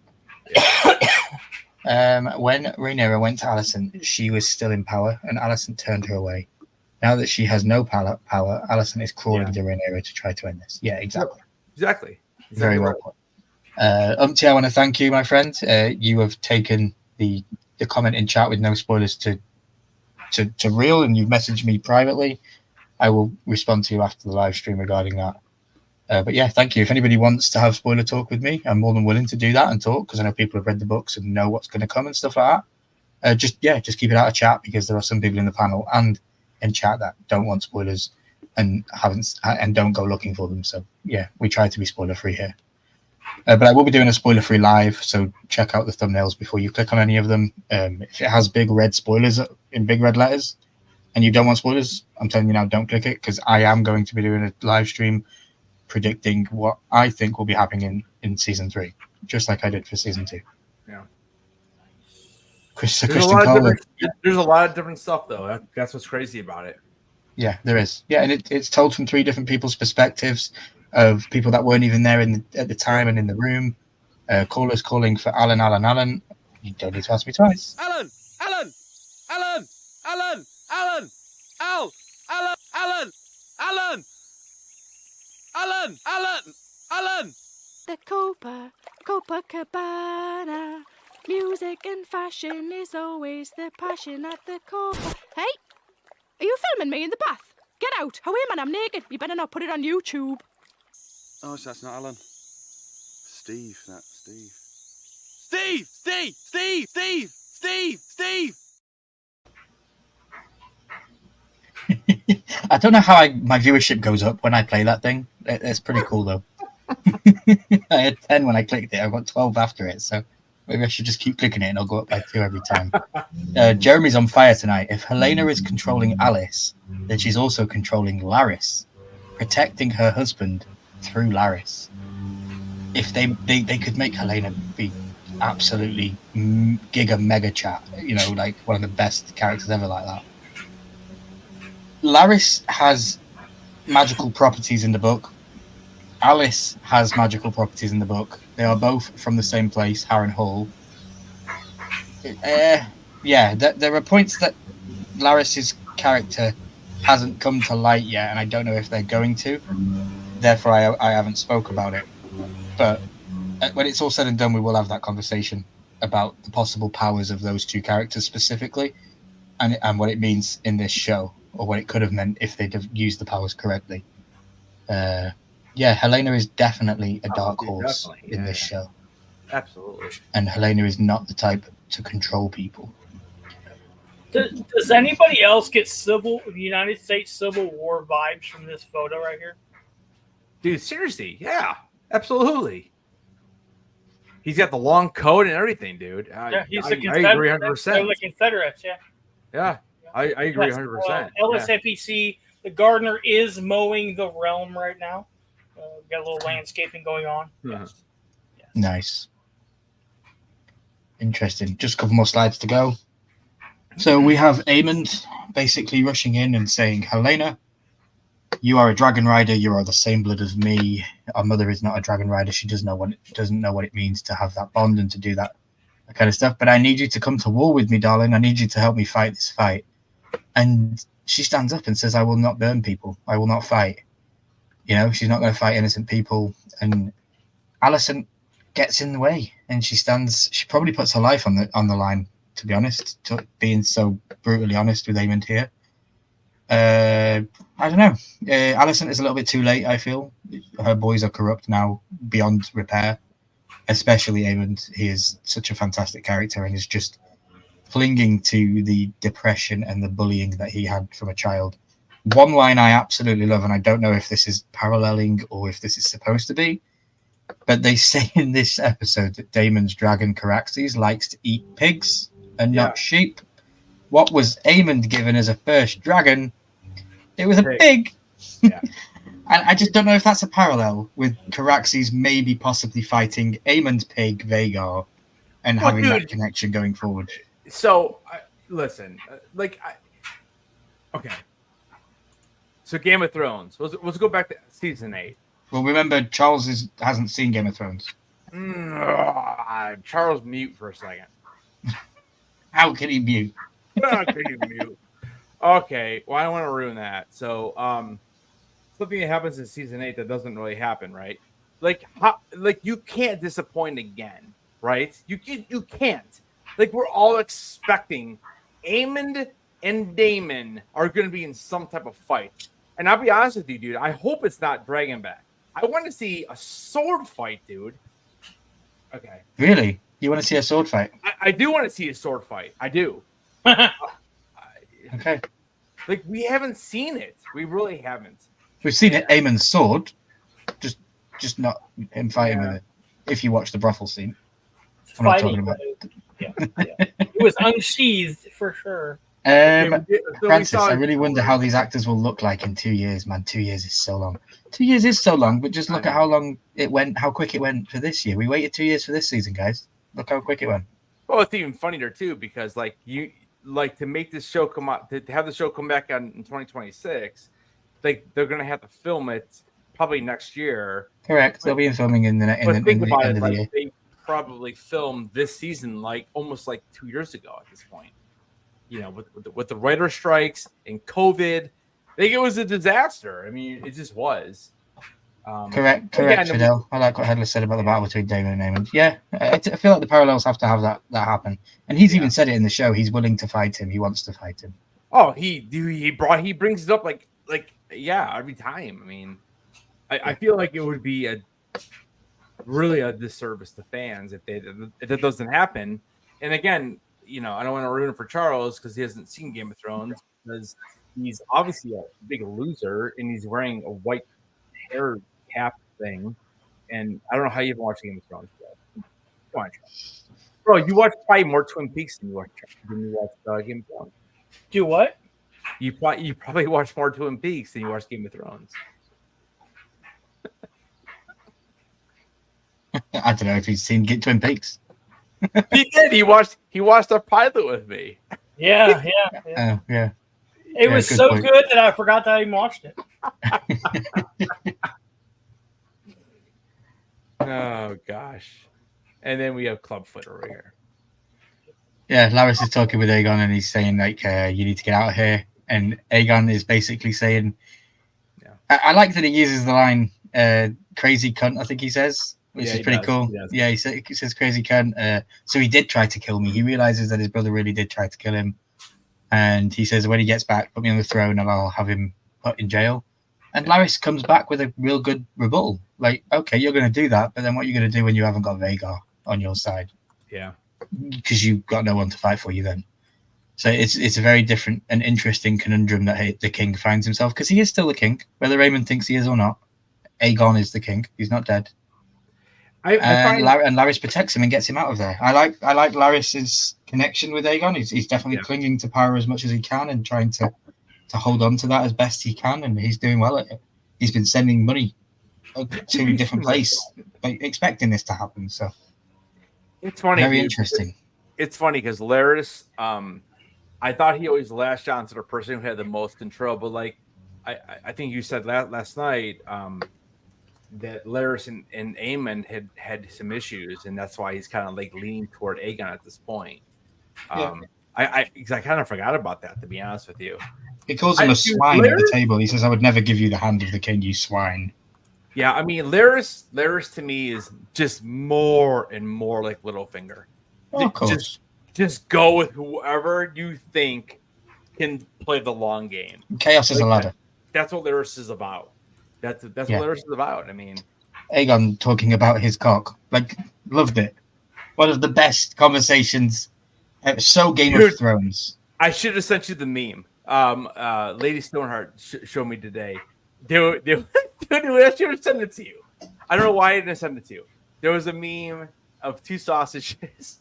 One was Aegon's, and one was what's his face? Ramsay's on his yeah. One was Theon. Dude, it was hilarious. I'm like, oh my god, that's so inappropriate. But it was so funny, dude. The reason why you didn't send it to me is because you've been on vacation and you've not been accustomed to doing meme of the week every week. Fidel is the man that sends the memes on time every week. We do have meme of the week coming precisely in a couple more streams. It's like one of the sausages were like, it was like blown. It was hilarious. It was like blown up, and then one was like long and oh my god, dude, it was so funny. I'll have to send it to you tomorrow. I'm sure she's in bed, dude.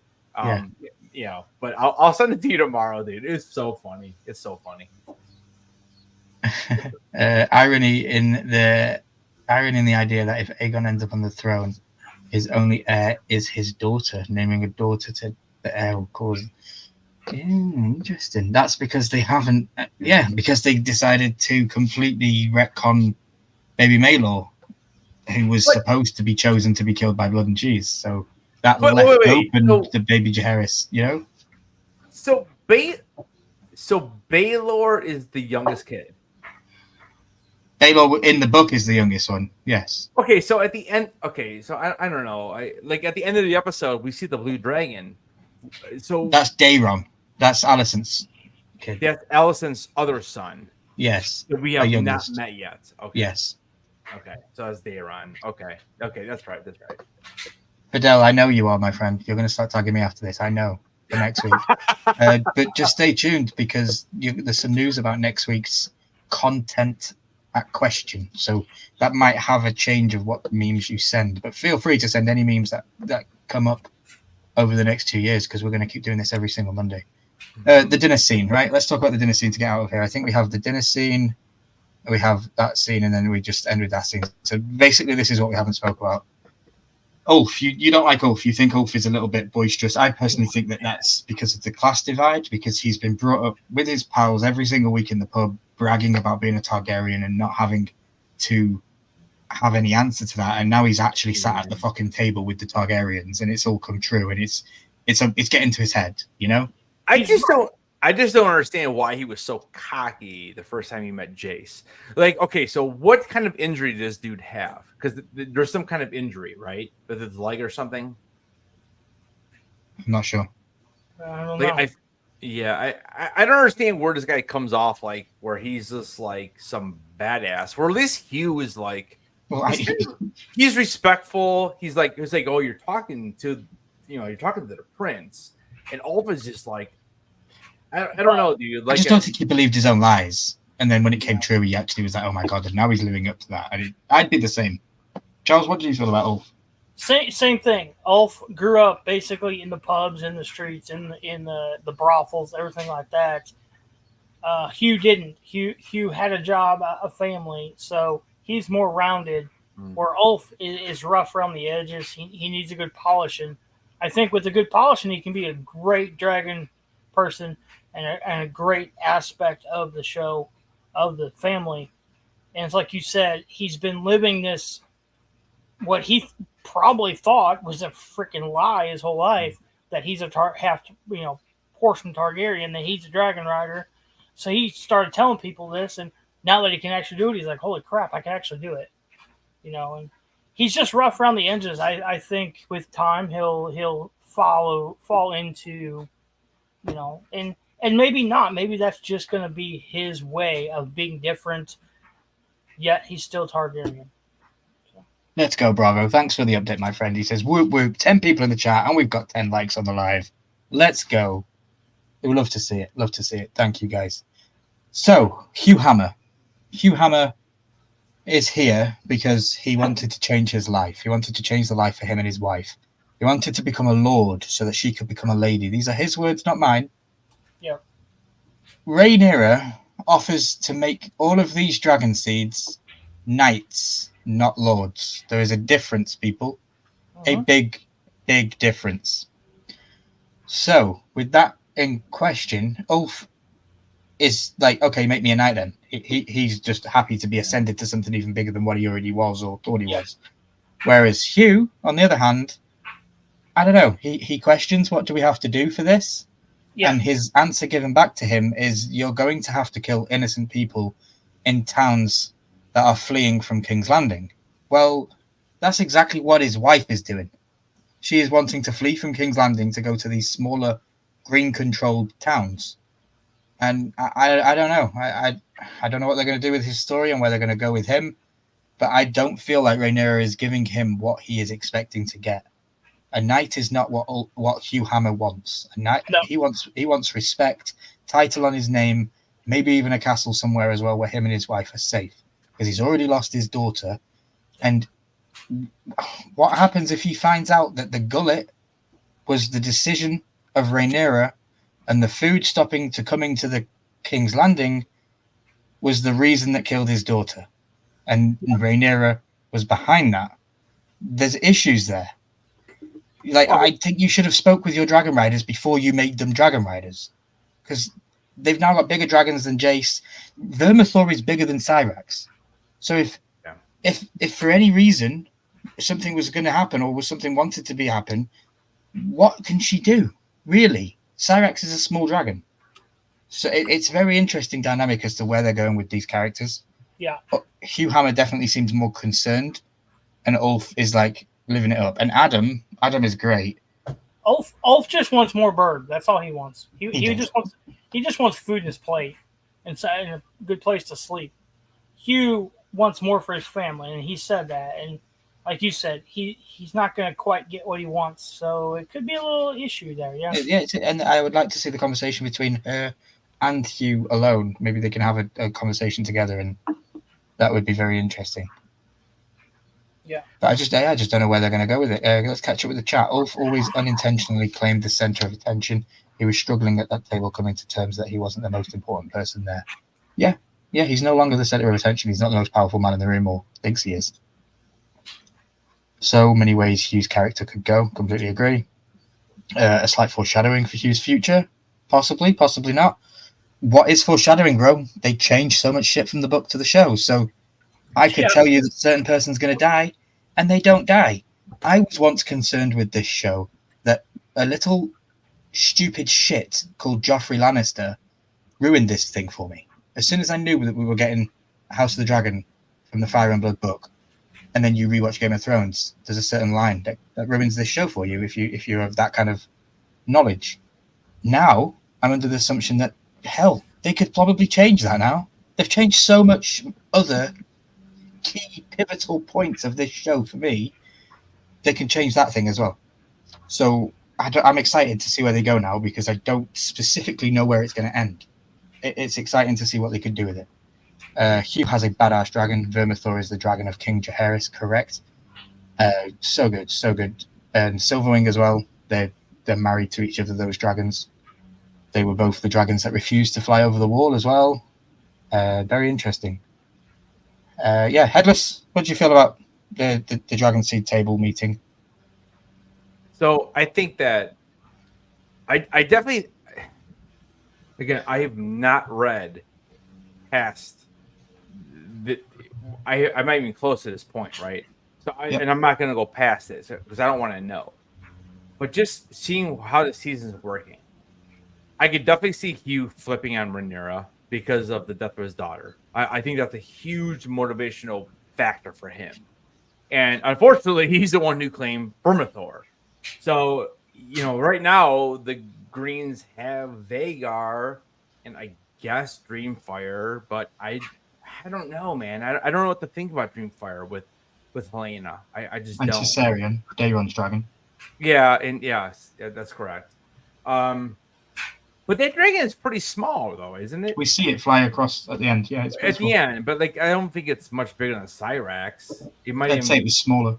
Smaller than Syrax. So I would say it's probably the smallest dragon we have right now. But it can shoot lasers. So. I would say Moondancer would be the smallest because it's the size of a horse. Who is the smallest? Baela's the one that they sized up so she could ride it. But Moon Dancer. Baela's dragon, the one that she flies. So in the woods when twisting poles in the wood. You think Moon Dancer is smaller? In the storyline, Moon Dancer is a small dragon the size of a horse, and she is unrideable for her life because she doesn't go past the size of a horse. But they sized her up in this show so that Baela could ride her. In my opinion, Moon Dancer is the smallest dragon that can fight. Have we actually seen Baela on the dragon though? Yeah. Oh she yeah. stopped Yeah, Kristen Cole in the woods. She didn't fire You're on right. You're right. Okay. Well, yeah, the dragon is obviously bigger than a horse. Then I don't know, dude. I mean, I'm trying to figure out, I guess, like why. So Hugh Hammer, right? Why would he be that upset with Rhaenyra? Like, why would he be that upset with her though? It was her choice to block the gullet and stop the food going into the capital. So he would blame her for that when Well, she's it's trying her to win a fault. war. It would be her fault. Yeah. Yeah. She's the one that did it. Yeah. Yeah. I don't know. It's pretty damn. I mean, I don't want to call it petty, but like you are in the midst of a war. I don't know. I don't know. Yeah, we'll see. We'll see how it goes. I like Hugh. I like Hugh way more than Ulf right now. But again, knowing what we're dealing with and what we're what lore we're in, I could totally see that Ulf is like a hero and Hugh Hammer ends up being the bad guy. Like it's that's the kind of shit that happens in that kind of show. We shall see. Hungarian Horntail is the best dragon, says Bravo Lima. There's some Harry Potter knowledge for you guys there. If you know, you know. Yeah. Hungarian Horntail, love it. Yeah. I'm loving this conversation in chat as well. I wonder where Messiah is in this Dragon Rider feast. She doesn't seem to be there. Bob Poppins says that she's under the table. You can see that the Queen is smiling.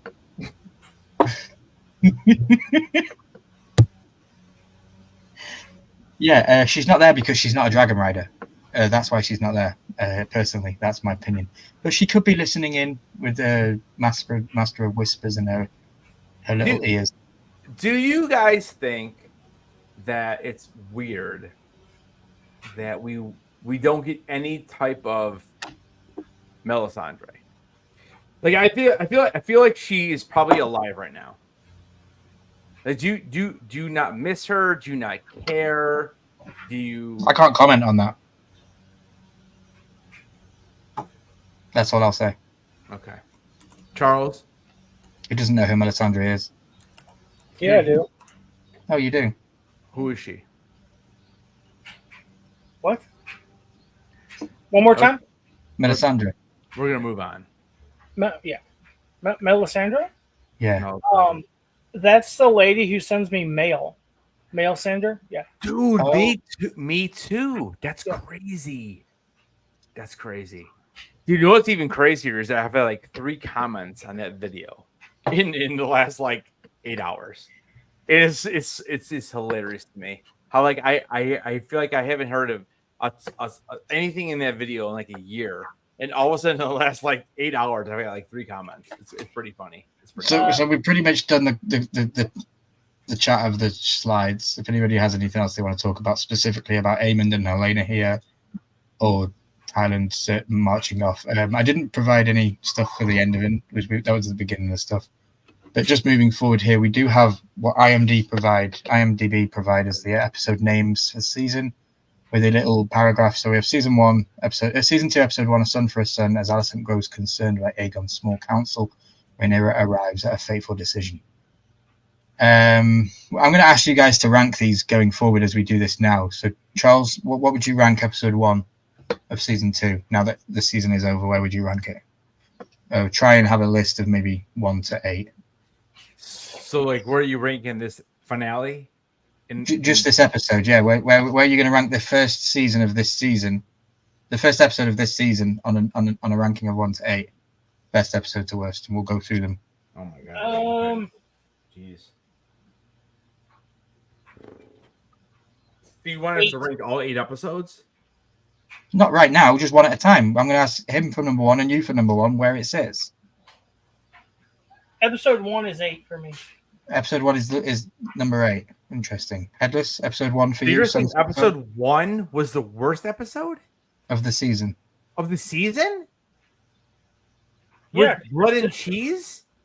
Holy shit. What is happening? Yeah. Am I not understanding the question? Because how is that No, not that's like Charles. one of the- That's Charles's opinion. Okay. Wow. That's number 8. Holy shit, bro. Okay. So the first episode for me, oh my god, dude, is probably number 2. Number 2. Okay. Yeah, it's my second favorite episode of the season. Yeah. Like I don't even think it's close, to be honest with you. I would have it at number 4. Okay. Wow. So 2, 4, and 8. That's dude. Somebody needs to type this shit down because this is crazy. I can't even believe what I'm hearing. Don't type it down. Just rewatch the live and give me watch hours. Yeah. Episode 2, Rhaenyra the Cruel. As Otto schemes to turn the public against her, Rhaenyra questions Daemon's loyalty. Meanwhile, Sir Criston Cole concourts on a misguided plan for revenge. Rhaenyra the Cruel.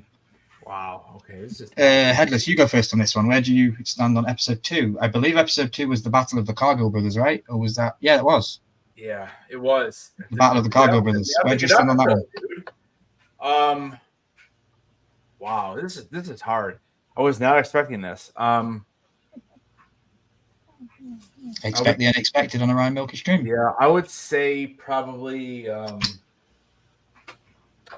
this is tough. Because we're ranking characters, correct, on Sunday. So I just thought we'd get Yeah. a quick episode ranking. It could be. It's so funny. I always forgot about the twins, dude. I know you did. Last night you were like, so nobody long. died this season. I'm like, you forgot about the twins as well. Yeah. Okay, so I said second.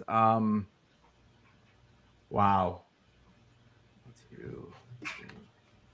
I'd say number 4 for me. 4th best. Okay, it was 3rd best for me. The twins dying. Okay. Charles? You ready for this? Oh, dude. I 7. want to put this in a document, dude. I think he's going to say 7. 7. I think every episode's going to get better, and the final will be number 1. So he's 8-7? 8 Yep. and 7, yeah. The episodes just get better, in his opinion. That's where I think he's going. Wow. Okay. So season 2, episode 3, The Burning Mill. As ancient grudges resurface, Rhaenys suggests that Alicent may see reason, while the men around her seek bloodshed. So Criston proposes a bold scheme. Daemon arrives at Harrenhal to raise an army for the Blacks. 7.7 out of 10, as confirmed by IMDb. So it's currently the lowest rated score. For me, this one probably sits at 6. The Burning Mill wasn't that interesting for me. They did leave quite a bit out. I wanted to see the actual Burning Mill fight. I know that the characters in it aren't that really important to the storyline, but I would just like to have seen a sword fight early on in this season, knowing what was to come later on. So that's probably why it's the lowest ranked episode for me. Crap. I need to write this down, dude, because I can't even think right now. Like, this is nuts. Charles, The Burning Mill for you, my friend. I got a pen. Burning Mill. It was a good episode.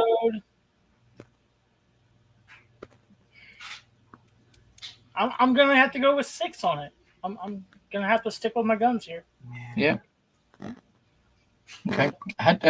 Corey in the chat goes 4, 7, 1, 8, 2. They have a 1 6, for this 5, 3. episode that we're talking about.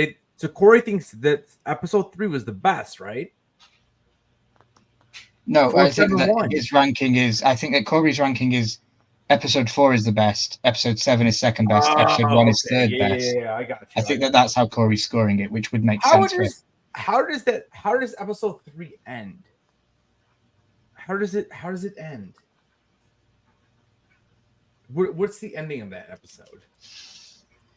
God, I know really this is why, like, I'm gonna rewatch the entire season, probably starting tomorrow. I'm probably gonna watch 2 a day.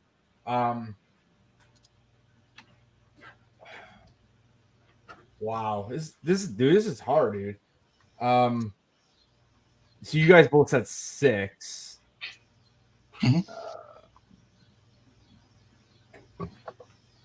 So I said episode 1 was number 2, right? Is that what I said? Yeah. What did I say? 2. Stream. I'm gonna have a cigarette on stream. I don't usually do this, but I've been 2 hours and I need a cigarette. Wait, what did I say the second episode was? 4? Shit, dude, I don't even remember, dude. 2, 4. I don't remember. Chat, what did I say? Did I say 4? Yeah, best to worst. I don't think there is a bad episode. Yeah, I agree. Yeah, I mean, honestly, like there's a lot that are similar. Episode 3. I'm gonna go ahead and roll with I'm gonna roll with 6 on this. I'm gonna go with you guys on this one. I'm gonna go 6. Okay.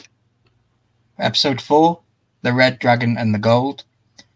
In Rhaenyra's absence and with no word from Daemon, Rhaenys tries to keep the peace in the Black Council as Cole mounts a campaign in the Crownlands.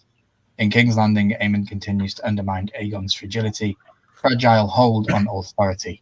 This was ranked the best episode of the season. That's because the dragons fight or they dance, dependent on what side of the fence you sit on. Yeah, I give this episode. It's probably going to be number 1. Yeah, I agree. It's number 1 for me as well. It's easily number 1. Charles, This is number 1 for me. number 1 for you. Best episode, number 4. Okay. Yeah, I think see, we're all agreeing with that. I'm already looking at my rankings. And I'm like, I don't think I'm right. So, because I Okay. feel like episode 2, I don't remember what I said what number 2 was. You got to remember, there is no right, no wrong. Episode 2 was the twins, which you forgot about. Yeah, So they didn't have that much of an impact on you. No. Okay. Yeah. Okay. Now I think I'm good. Okay. Go ahead. Jeremy says unpopular opinion. Unpopular opinion. I prefer the chess playing more than the dragon fighting. Yeah, I hate seeing the dragons fight. I just think it's what a lot of people are expecting from this show, and they definitely delivered with that. A lot of people are definitely going to agree with us tonight in the chat. Number 4 is number 1, and the second best is 7. I need to rewatch the others. So episode 5 was Regent, so we've got to remember that at the end of 4, Aegon falls. We don't know if he's alive or dead. And then we get episode 5 is Regent. Amid whispers of bad omens, the Green's Council consider how to fill a void on Aegon's council. Jaehaerys sets out on a rogue mission to strike a deal. Daemon enlists Lord Willem Blackwood to help persuade the Brackens to bend the knee. Regent was a very good episode. A lot of people don't like it because it's the aftermath of the Red and the Gold. But it's a good episode. I think there's a lot of mourning in there for Rhaenys. I don't think number 2 is filled. I would probably give Regent a 2 unless I've already used number 2. Bliss, have I? You're writing these down, not me. So you say Regent is your second best, your second favorite episode? Yeah, the follow on after the Red Dragon. Okay. Wow. Interesting. So I've blocked off my top 4, right?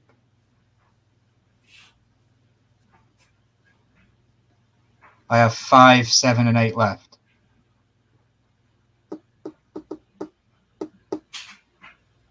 It's funny, dude. I would say that I see my least favorite episode is episode 5. That's my 8. Okay. I didn't like that episode at all. Charles, where would you rank Regent?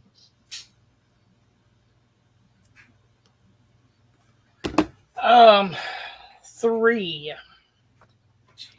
I'd say this is a 3 for me. That's your Okay. third favorite episode.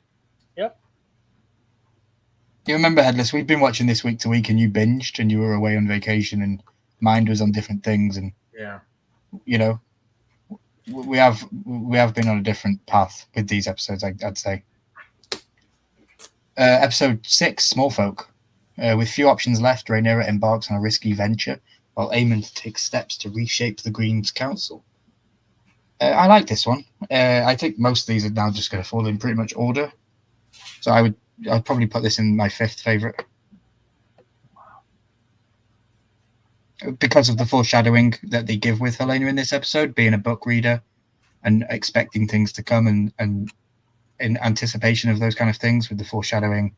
I really want you guys to give me the list, like through episode 1 through 8. I want to see like 4, 6, 7, 9, or whatever. I want to see it in order compared to mine. because I'm really curious now. Charles, Small Folk for you? What is this, 6? Yep. Yeah. This is number 5 for me as well. Wasn't my favorite. Wasn't the worst. I like the decisions that he makes. Yeah.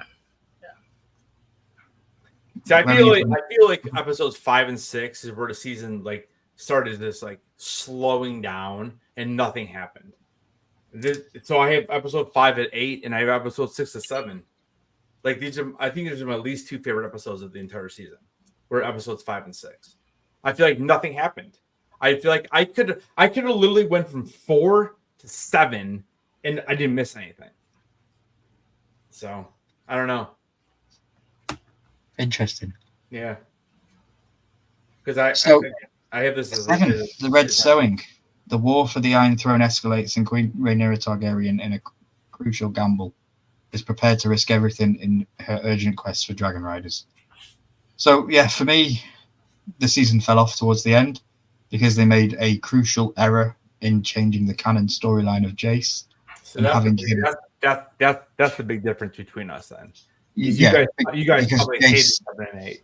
I hate Jace's storyline now because it was in the books. It's all his idea for the dragon riders and to make them lords, and they've even changed that now where she's making them knights instead. So it's different, and it changes the plot. And like I mentioned with Hugh and stuff like that. So I don't know where they're going to go with it, and that's why it definitely tailed off towards the end for me. So unfortunately, this is going to take 7th spot. Okay. And that's episode 7, right?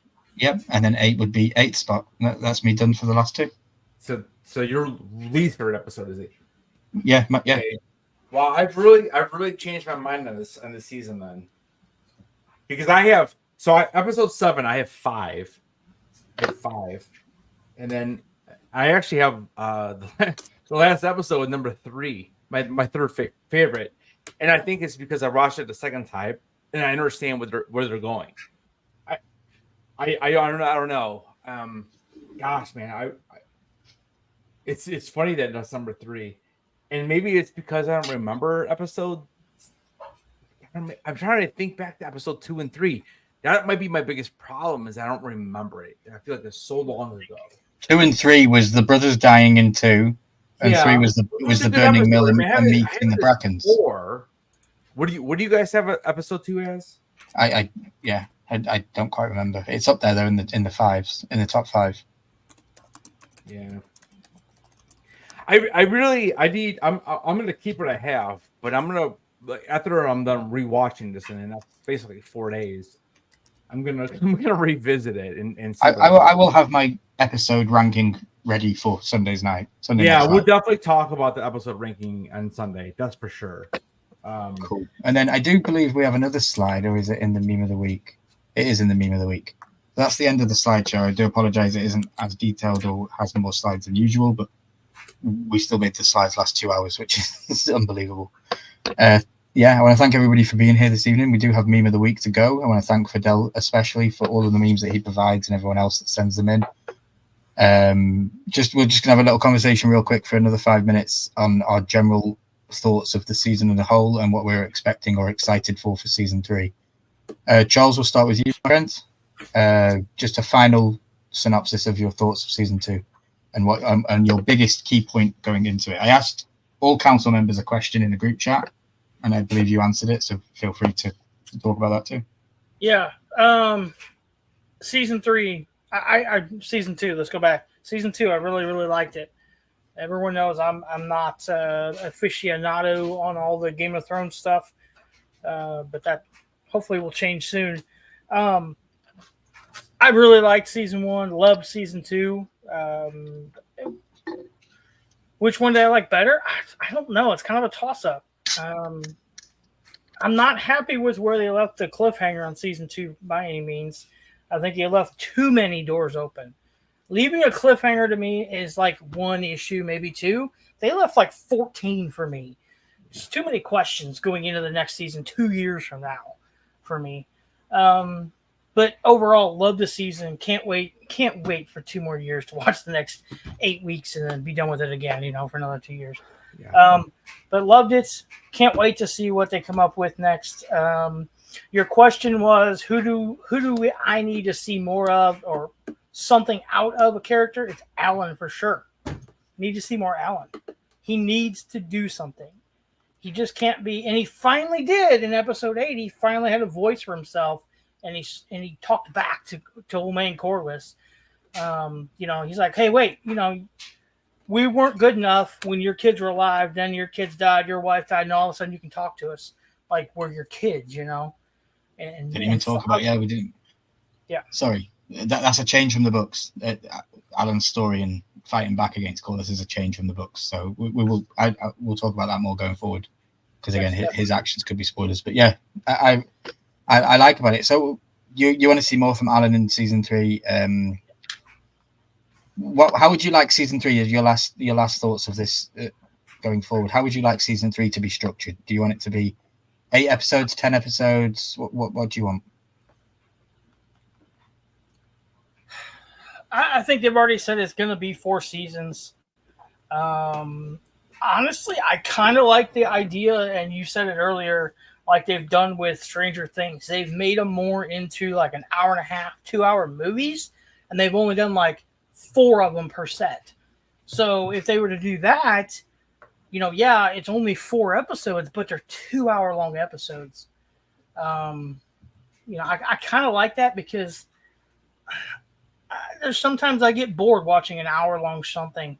If I sit down for 2 hours, I can do it. I don't know why. It's weird. It should be the other way around. But I could do 8 episodes or 4 long ones. Combining season 3 and season 4 and getting it all done in 1 year, I think is too much. Because I do like the break in between to explore different things and to embrace different options. So, yeah. That's nice. Nice. Francis asks a question. Headless, I will come to you in a second for your thoughts and final thoughts on season 2. Francis asks a question. End of slides? ? Can I ask a question off topic? Will you guys be covering Ring of Power 2nd season for this month showing on Prime? The answer to that is yes, Francis. We're going to be doing that on Headless's channel on Sundays, solely on Headless's channel, because Monday night I'm busy doing something else, which we'll get to literally very shortly. But yes, the answer is yes, we'll be doing Rings of Power. We did Rings of Power season 1 also. I'm just as knowledgeable on Tolkien's work as I am George R.R. Martin's work, and I do like to flex those muscles. It can be a difficult thing, and I'm hoping this year it won't be as difficult, because the issue last year is they were running back to back. So we were literally watching House of the Dragon episode 2, and then we were like Rings of Power episode 1. And I was trying to put my mind into House of Dragon world to be able to do my show, and then also be able to try and do it for Rings of Power. And it was confusing and it was hard with the names. And yeah, this year, it's different. Prime realized that they can't stand up to the Dragon show, and they put it on after. And now we can all enjoy that show going forward. We're going to get Tom Bombadil. We're going to get Anatar. We're going to get the creation of the 9 Rings of Men. It's going to be very, very fucking good, and I cannot wait. So yeah, to answer your question, yes, we are. Edmus, what did you think? Final thoughts on season 2 and what you would like in season 3? Yeah, so season 1 for me was like, it was probably the best Game of Thrones universe content we've gotten probably since probably season 4. I mean, I'm not one of the people who did not like season 5 or season 6 or even season 7, even though season 7 was sped up a little bit. I understand, like, there's only so much character development you can do, right? And I feel like by season 7 we had met all the characters. They definitely rushed what's his face, evil Greyjoy boy, who was terrible. Euron, like that was a terrible decision to even bring him in at that late, and whatever. But this season, man, I really enjoyed season 1 better. I really did. And it's, even though there was a huge time gap, I just felt like they spent more time with the main characters. And like I said earlier, like this season, I felt like we should have grown Helena. Bela was awesome in the first 3 episodes, and I feel like then she was like just pushed away, and we didn't really get any Bela, and it kind of transferred to Rhaena. And like I feel like Rhaena wasn't even in the first half of the season. Like she was sent off to the Vale, and that's like we didn't hear from her. And then all of a sudden she's finding a dragon, like out of nowhere. And it was weird for me. I don't know. I mean, I really, really enjoyed the first episode. I loved it. Like I thought that episode was one of the best. I really enjoyed episode 4. And even episode 2 to a point, like it was like we know it was building, right? I don't know, man. Like after episode 4, though, I feel like the season went downhill. It just did. I feel like 4 episodes more of Daemon being in Harrenhal, which I just thought was so over. Like it was just too much. Like I would rather them skip like Daemon, and I understand it, man. Matt Smith is like your golden child of the series, right? Like that's the person that is the biggest name signed. Right, it's the biggest name. You got to have him in it. I would rather them skip like episodes 5 and 6 or 6 and 7 with him, and come back to do what they did with them in episode 8, and maybe build more on Rhaena, build more with Helena. Because again, Helena, I feel like after episode 2, we don't even see Helena, and if we do, I don't even remember her until like this episode. Okay. And I know I watched it in kind of a weird way because I usually am a person who watches it on Sunday, rewatches it on Monday, and I'll rewatch it either before the next episode on Sunday or sometime between the week. So I will watch each episode 3 times. And maybe it was just weird for me because I was not able to do that this year. But again, dude, like listen, like I don't want to make people think that I don't like it. Because I do love it. I love it, dude. It just there's some things that I wish were different. But again, you're telling me that so many things are different from the books. I personally don't have a problem with that, as long as it makes sense in the end. I mean, it lets book readers at least think about things, and it makes you not like think that exactly what's coming up. Yeah, and that's kind of what's cool for me. I mean, dude, who knows if George is ever going to actually finish the series for Game of Thrones? No, he will never finish. He'll never finish the book. So he may finish this Winds of Winter, but he will not finish the Spring of Dawn. That will not happen. That's what I'm saying. Like, we may never actually know what his true ending would be, and we also don't know how much he wants to change what the showrunners did in Game of Thrones. Which is the same thing you could say with Tolkien with Rings of Power. He was no longer alive and has no say on that. It was the only reason we have Rings of Power is because Tolkien's work was so old. It changed over the threshold to public domain, and the story was available for people to create. Yeah. George's work will eventually do the same, but there'll be a longer length of time before that's ever happened. What would you like to see in season 3 as a final thought before we bring in our guest who's just arrived backstage again? Dude, I mean, I'm gonna have a video coming out. Boy, I don't know. I mean, where we left off, I just want to see that. I want to see that. I really want to see that Rhaena has a purpose in the show, because I just feel like she's just been cast away. And like I said, all of a sudden she just finds this dragon. Like, it's so weird that she like leaves the Vale and all of a sudden like she's literally running through episode 8 and she finds the dragon. Yeah, I just thought it was weird. I'd like you to listen to Nettle's storyline in the books, and then you'll know. And I understand that now that talking to you guys, that storyline and her kind of combined. And I'll definitely be doing that, because I'll make a video between the differences. Yeah. Between the book and the in season 2, but these dragon riders, again, I think Hugh had enough backstory for us to understand his character. I'm still a little bit iffy on Ulf. He had an injury, and he says he's the stepbrother of Daemon and Viserys. I honestly thought, like, when that first occurred, I thought he was completely lying. So we'll see what happens with that, because I don't think we truly really know right now in the show Again, in the book, it might be something different, but I think in the show, we don't really truly know if he's telling the truth, and maybe that's the way he played it off. Alan and Adam, if I had to do a prediction right now, and this will probably be my video, but I would have to say that Corlys is probably going to die for Alan. Is what my guess would be. Alan, because Adam is the rider of the dragon, right? Is he Smoke? Who? Yeah. So I feel like that's the way that's headed, and I don't think it's that hard to kind of see. I mean, again, if I'm completely wrong, I'm completely wrong, but I just feel like that's the way they're going with Corlys, because I don't really know what else Corlys brings to the table. Because, like you said, he loses Rhaenys, and he basically is just really, really upset. He argues with his son. Adam is the dragon rider, which who knows the last time he actually communicated with him. And I feel like the real storyline with Corlys at this point is with Alan. And I can definitely see him like taking a bullet, for the lack of better words, for him, and that's how he goes out. Interesting. Yeah, I mean that's kind of where I'm sitting right now. Again, not being a book reader, so I don't know. Yeah. You said Alan 3 times, so I have to play this. Alan!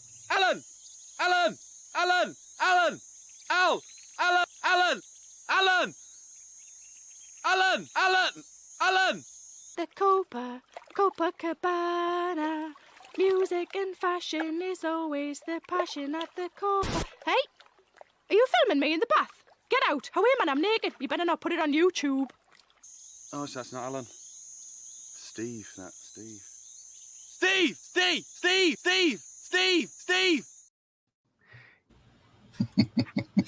Welcome back, Mr. Jeremy. It's funny too because Steve has lasted a lot longer than I ever thought he would have. To be honest with you, I did not think Corlys would be at the end. I didn't think that Corlys. So here's my original thought going into season 2. And I have a video on this, but I thought Corlys, Aegon, and Otto were probably the 3 people that were going to die, and I think Rhaenys was up there somewhere, but those 3 for sure, and they're still all alive. So what the hell do I know, dude? Yeah. Grandmaster is back. Your presence is welcome. Jeremy, welcome back. Thank you for fixing the chain link to be able to get the connection. You joined just at the time where we're going through our thoughts for the season 2. Feel free to let us know what you thought and what you want to see in season 3. I had to rejoin because, out of all due respect for my friend over here, I couldn't disagree more. So let me break this down for you. We saw the king carry us through the only time of peace, the reign of peace for the longest time, until his passing. He handed his rightful heir down to his daughter. The misconception that was given on his deathbed created a war between the Greens and the Blacks, where the characters developed between each of the families, I thought, tremendously, and didn't necessarily need any more detail than we were given, only because sometimes you can ruin a show with too much detail.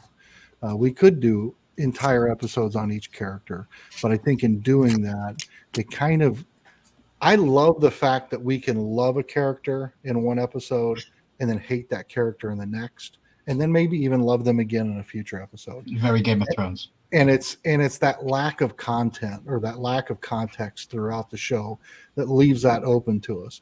And we've seen this go to war where we've had dragon battles and we've had dragon riders we wouldn't expect, and we've seen this all of this insanity building up to this one moment that we just got in this season finale, which leaves us desiring for more and yet not angry that we have to wait. Obviously we're all angry we have to wait, but we're not it's not like 2 dragons are heading at each other getting ready to blow dragon and the screen goes black, right?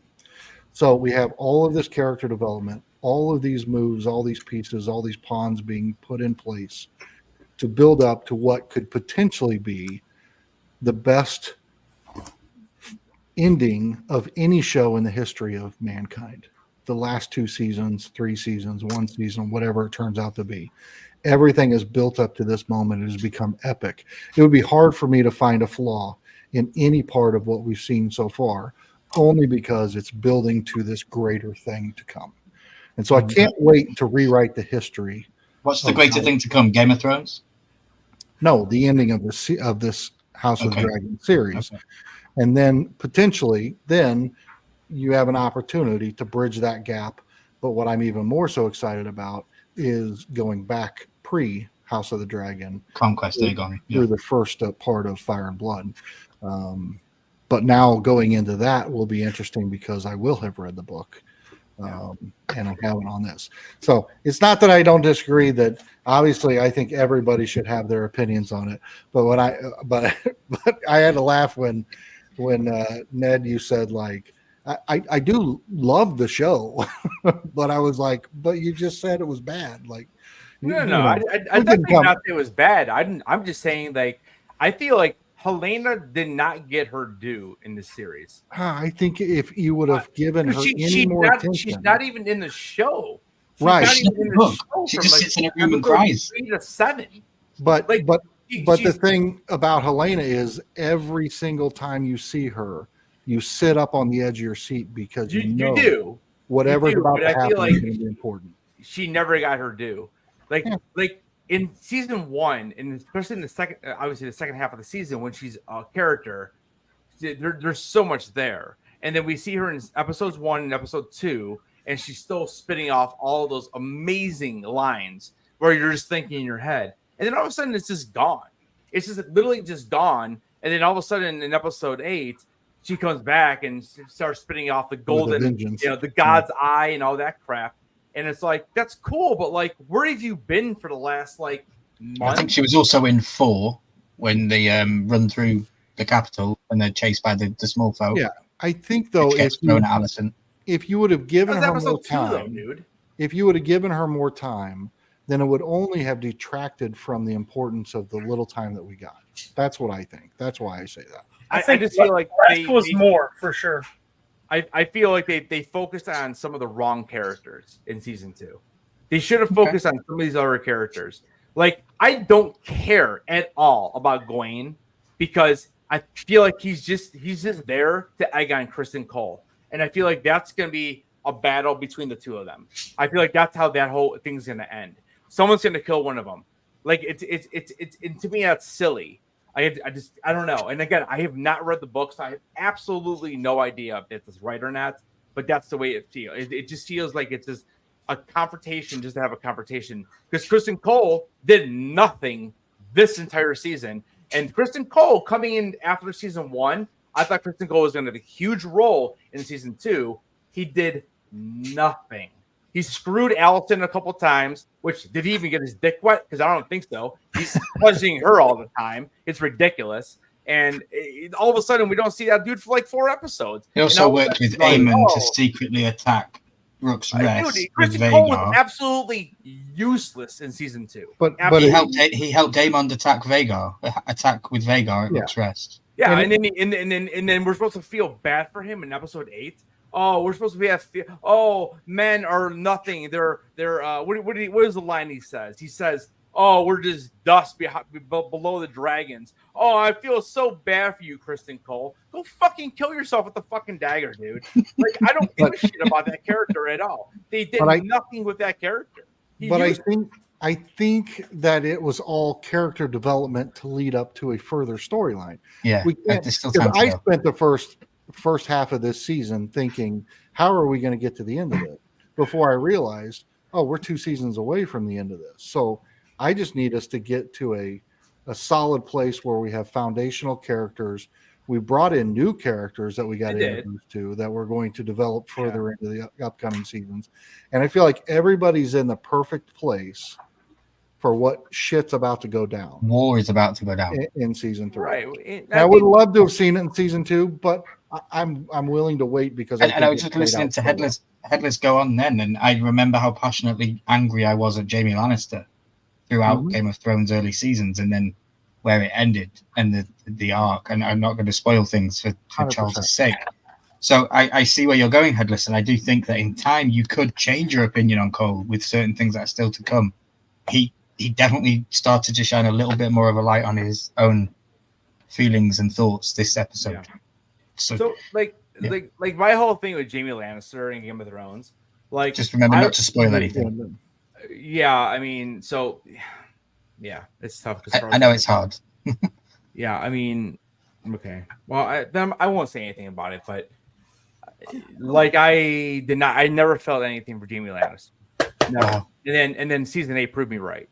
So I don't know how else to say it, but So he was So- such so a roller. wait. Go ahead.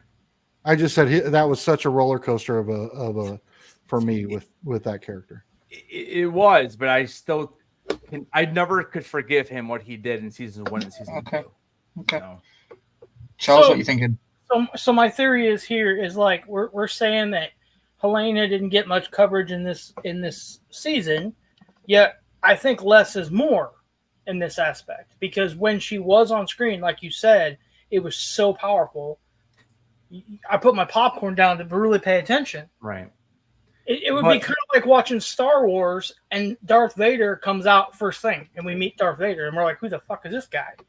You know, you got to build up, and that's what we're building. We're building Helena up to see what she's going to be in the future, and I love it. I love the character progression.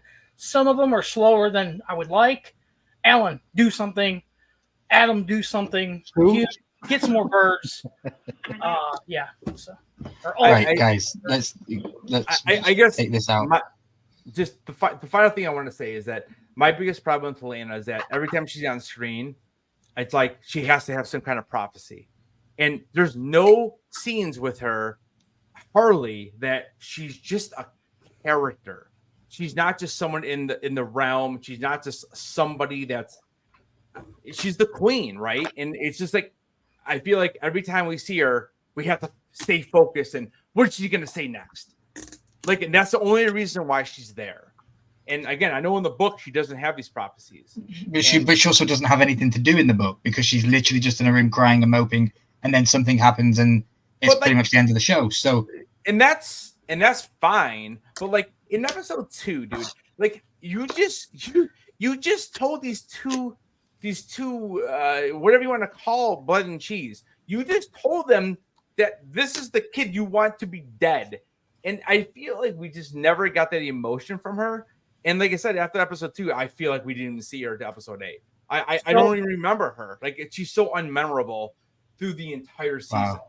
Yeah, I think when you rewatch it, you'll eat those words. I think she's in maybe 5 episodes. Yeah. But still, 4 episodes out of 8 episodes. And, Can I? and she's literally in one scene though in most of the episodes until we get to 8. Like I think she's in 2 episodes or she's in 2 scenes. Oh, God. Do you feel the same way about Allison? Because she just said, "Go kill my boy." Wait, what'd you say? I didn't hear you. Episode 8, Allison's like, "Yeah, go kill him. I don't care." Well, I think Allison at that point is just so damn desperate because I think she knows that she screwed up so bad, and again, like Ryan said, this doesn't even happen in the books. So this is like kind of like this is just brand new information that we're getting. I don't know. I mean, even through season 1, parts of it when Allison was older, I kind of felt bad for her because I feel like she didn't want to be married to Viserys. Like I blame Otto for 80% of what has happened, and it's hilarious to me that Otto is in episodes 1 and 2, and all of a sudden he's gone, and we don't even know where he went, and all of a sudden we see he's trapped. I can't wait to see what the show does with that because again, I know in the book that doesn't happen because Otto is actually in Tyland's place, so that's completely different. So I'm really curious to see who actually ended up capturing this guy because Otto is an asshole. Otto is like I would say Otto is probably the biggest issue of the whole show. I think he's the one who has caused most of this, and obviously Aemon is a big part. Yeah, but. I would like to do 2 things. One, I would like to address Francis's comment because I don't think Francis was here last week when that scene happened where Damon beheaded the character. What's his name? William Blackwood. I said, now that's how you do a beheading, not that wussy ass crap that Kristen Cole did. Now, All right. if you want to see how a true beheading works, Yeah. you need to Wet follow slice, bro. your Oh, map, Oh, your lady Lady Kingsguard. It's Lady real. Kingsguard. It is literally real. It's real. But look at this handle because it is real. Look, it's got a dragon. Oh my god. Dude, now you want me? Now you're making me want to go downstairs and get my long claw. And it's literally It's real. real. Team you to the rescue, baby. That's That's not a really Temu cool. purchase. Can't be. Pulled that out. I thought she was going to kill me for sure. She can now. She doesn't have a chain in the house for your neck, but she's got a sword for your chest. Yeah. Well, there's a chain on that sword, and that might be the chain I end up wearing. Jesus, Mitchie, that's amazing, and you can easily protect your king with that. So She Yeah. will be protecting I the know, but realm. there's dragons all over it. that's amazing. Just another reason why I need to visit Jeremy and Mitchie just to see that in person. That looks amazing. It's very cool. Yeah, it's pretty neat. Wow. Very cool. We were not off with his expecting it head, to be says real. Fidel. It could happen. Right? Oh shoot! Does that It sword will have a have a name? I don't know yet. I haven't thought of one. I'll let you know. It will Headless have has a got name. his long claw. Guys, we will get to meme of the week very shortly. Headless Nice. has his long claw. Guess if we're pulling our swords out.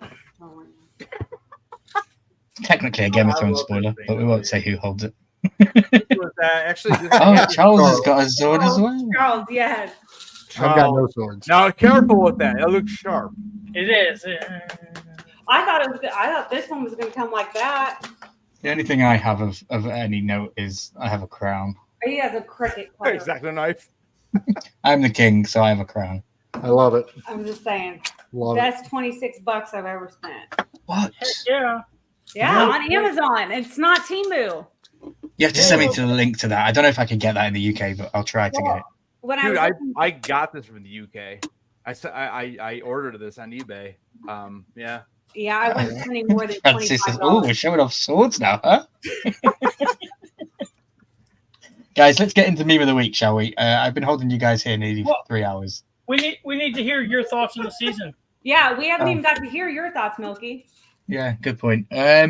So this season for me was really good, really anticipated getting into it at the start of this season. Episode 1 was fantastic. It was the long wait that we had, and we got given such a glorious episode and such a good ending. You know, the fallout of Lysaris Valerion, the Dragon Seeds, the Masters, the Whisperers, all coming together, the battle of the dragons, the dance of the dragons in the sky. So good. And then they made a fatal false move. They took away Jace's whole meaning going forward for me, with his inclusion of the dragon seeds and him being there for his mother because she needed riders. And he came forward and stepped forward and says, "Listen, Mum, I know I'm a bastard. We've had this conversation. My daddy had black hair. That's why I've got the same hair. It's clearly I don't have the white hair. People know I'm a bastard Targaryen. Let's get other bastards involved that can ride these dragons. Let's do this. We can win this war." They changed that material. That has a knock-on effect for every episode going forward. They introduce characters to different storylines. I was really hoping to see Nettles because Nettles has a real big connection with Daemon. Nettles has now been removed. I don't mind changing genders. So basically what I'm saying is the season was fantastic for the first 4 episodes and then it went downhill afterwards. I think it went downhill afterwards because you played with the source material. The source material is there for a reason. It's completed and it's finished. Do what you can at your best ability to tell the story that's already been told. Game of Thrones has the same fate, but it has a different kind of fate because there was no literacy available for them to tell. So I can understand the mistakes that they made because they are not George R.R. Martin. They are 2 guys that wanted to go do Star Wars instead of Game of Thrones. That's their fault, not ours. Game of Thrones is what we got. Game of Thrones is what we've been given. House of the Dragon can be something completely different. I still hold hope with this show being the best show ever, better than Game of Thrones, as long as they don't keep connecting us to that show. I don't need to see any more prophecies with Daenerys and her 2 dragons and her 3 dragons. I don't need to see White Walkers. I'm sorry. That White Walker looked like what Randy would dress up as a White Walker. It looked like you could buy that mask from Spirit Halloween. You didn't like it, huh, dude? No, bro, it was absolutely stupid. It looked like you could buy the mask from Spirit Halloween. Did you? That was not a White Walker to me. Wow. Did you watch Inside the Episode? Yes. Like the way And they listen to created it? everything. Wow. Yeah, I Okay. didn't like it at all. I felt like it was something you could buy off Temu. I've seen similar looking masks. Okay. Yeah, so that's my general thoughts on the season going forward. I think season 3. I know I said this going into season 2, but the way they've left it, season 3 should kick off with an absolute banger and a heartbreak of an episode where we should lose, if not younger actors, then big name characters, and that's going to be a good thing personally, because I think that's what they need to do. But yeah, I'm always going to be here. How I see it. Go, Am I go on, muted? Mitchie. No. Oh, okay. How I see it is you get what you get and you don't throw a fit. Yeah, What you say. get what you get. You don't throw it. I like it. And I agree. It was a Timu Wish version. That was funny. Fidel That's what Oh, I yeah, said let the me get last the night.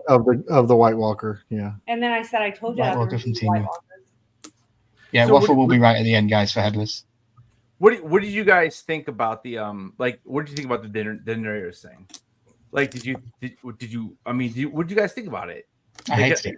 Like Ryan, you said you hated it because it wasn't in the book. Well, it's not in the book, but throughout George's books, people and Targaryens specifically have visions of Daenerys and her dragon. So this isn't anything new. Okay. Like Aegon the Conqueror had a vision of Daenerys with her dragons.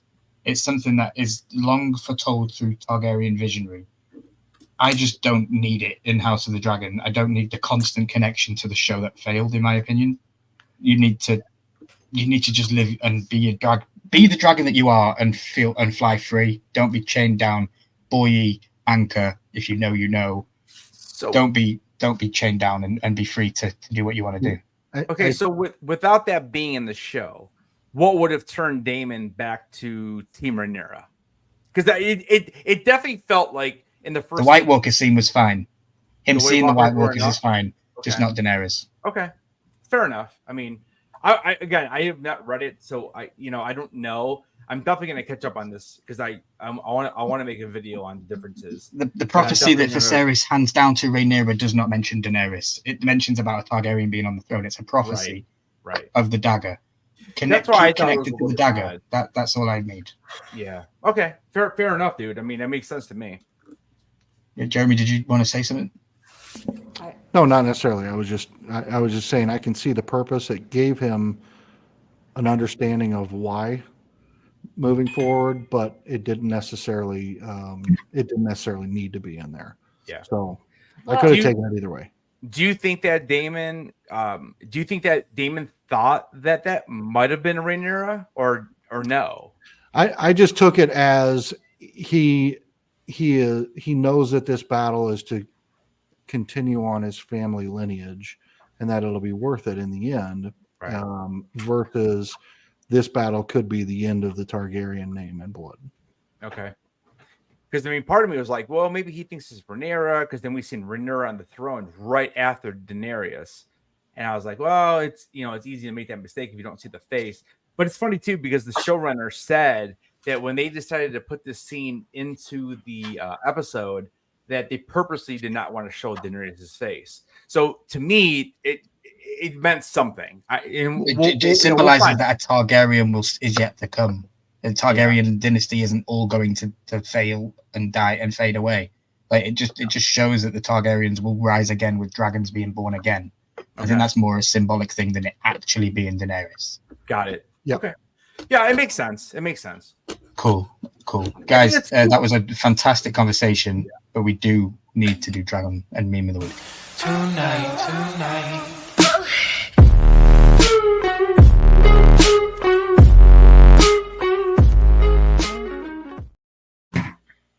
It's so good, we play it twice. Tonight.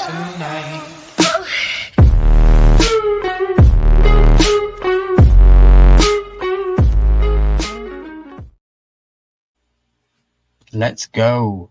So, guys, we are going to have Meme of the Week. Let's There go. isn't that many slides that we have, but we have a couple. So we have, again, Team Black and Team Green.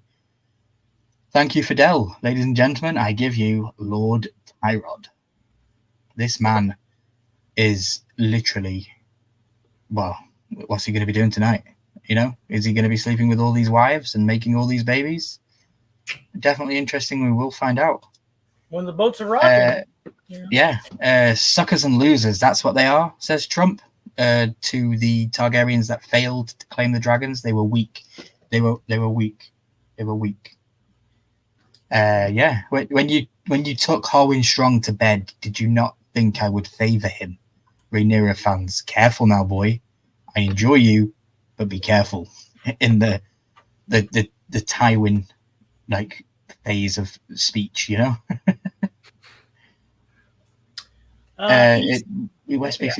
Go back to Team Green. Former hand is still there. It's probably just an old image.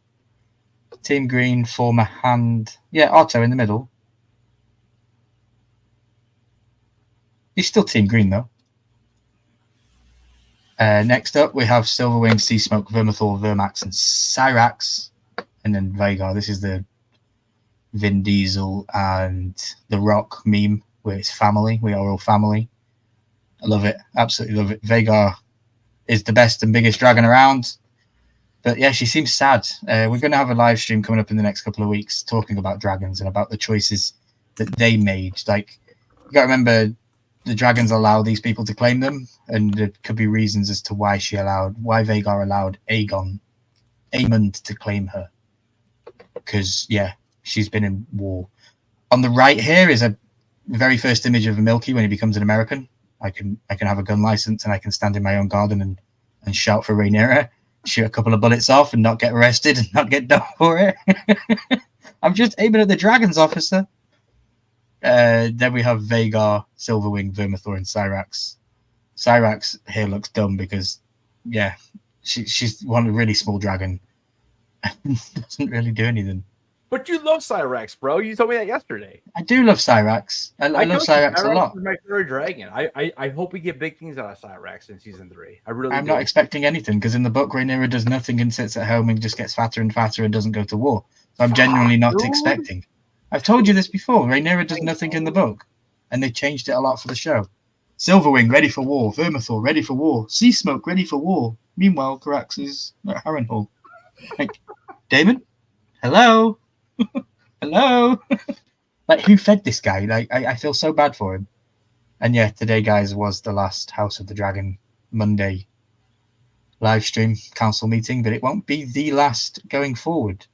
You know what? I'm just going to assume that this finale was just one of those bad fucking Daemon visions. The whole episode. Here on the right, I'm going to tell my grandkids that these two are Helena and Aemon Targaryen. These two are from How to Train Your Dragon, if anybody is aware. If you're not, you should watch it because it's actually very good and it has a lot of parallel meanings towards Game of Thrones. It's actually quite funny. And Kit Harington also voices a dragon in that show. So, yeah, just being a fan of Game of Thrones, I had to have watched it. Here we have Shrek and the House of the Dragon people joining Rhaenyra on her battle cry. And on the right, we have Aemond and all of his escapades with Sterys, Rhaenys, Aegon's dick, and Sharppoint. Then we have, did I just watch a 70-minute trailer for season 3? Did. Again, guys, you know my opinions. The season dropped off at the end. And then here we have what's up next for HBO. So we have A Night of the Seven Kingdoms filming right now for a 2025 premiere. I disagree with the premiere date of that. It should be running after the House of the Dragon, in my opinion, because it's going to introduce kings that are further down the line than we are currently aware of in the current show of House of the Dragon. But writing is that where House of the Dragon ends, though? It ends with about 60 years. There'll be about a 60-year gap between the end of House of the Dragon and the start of A Night of the Seven Kingdoms. Yeah.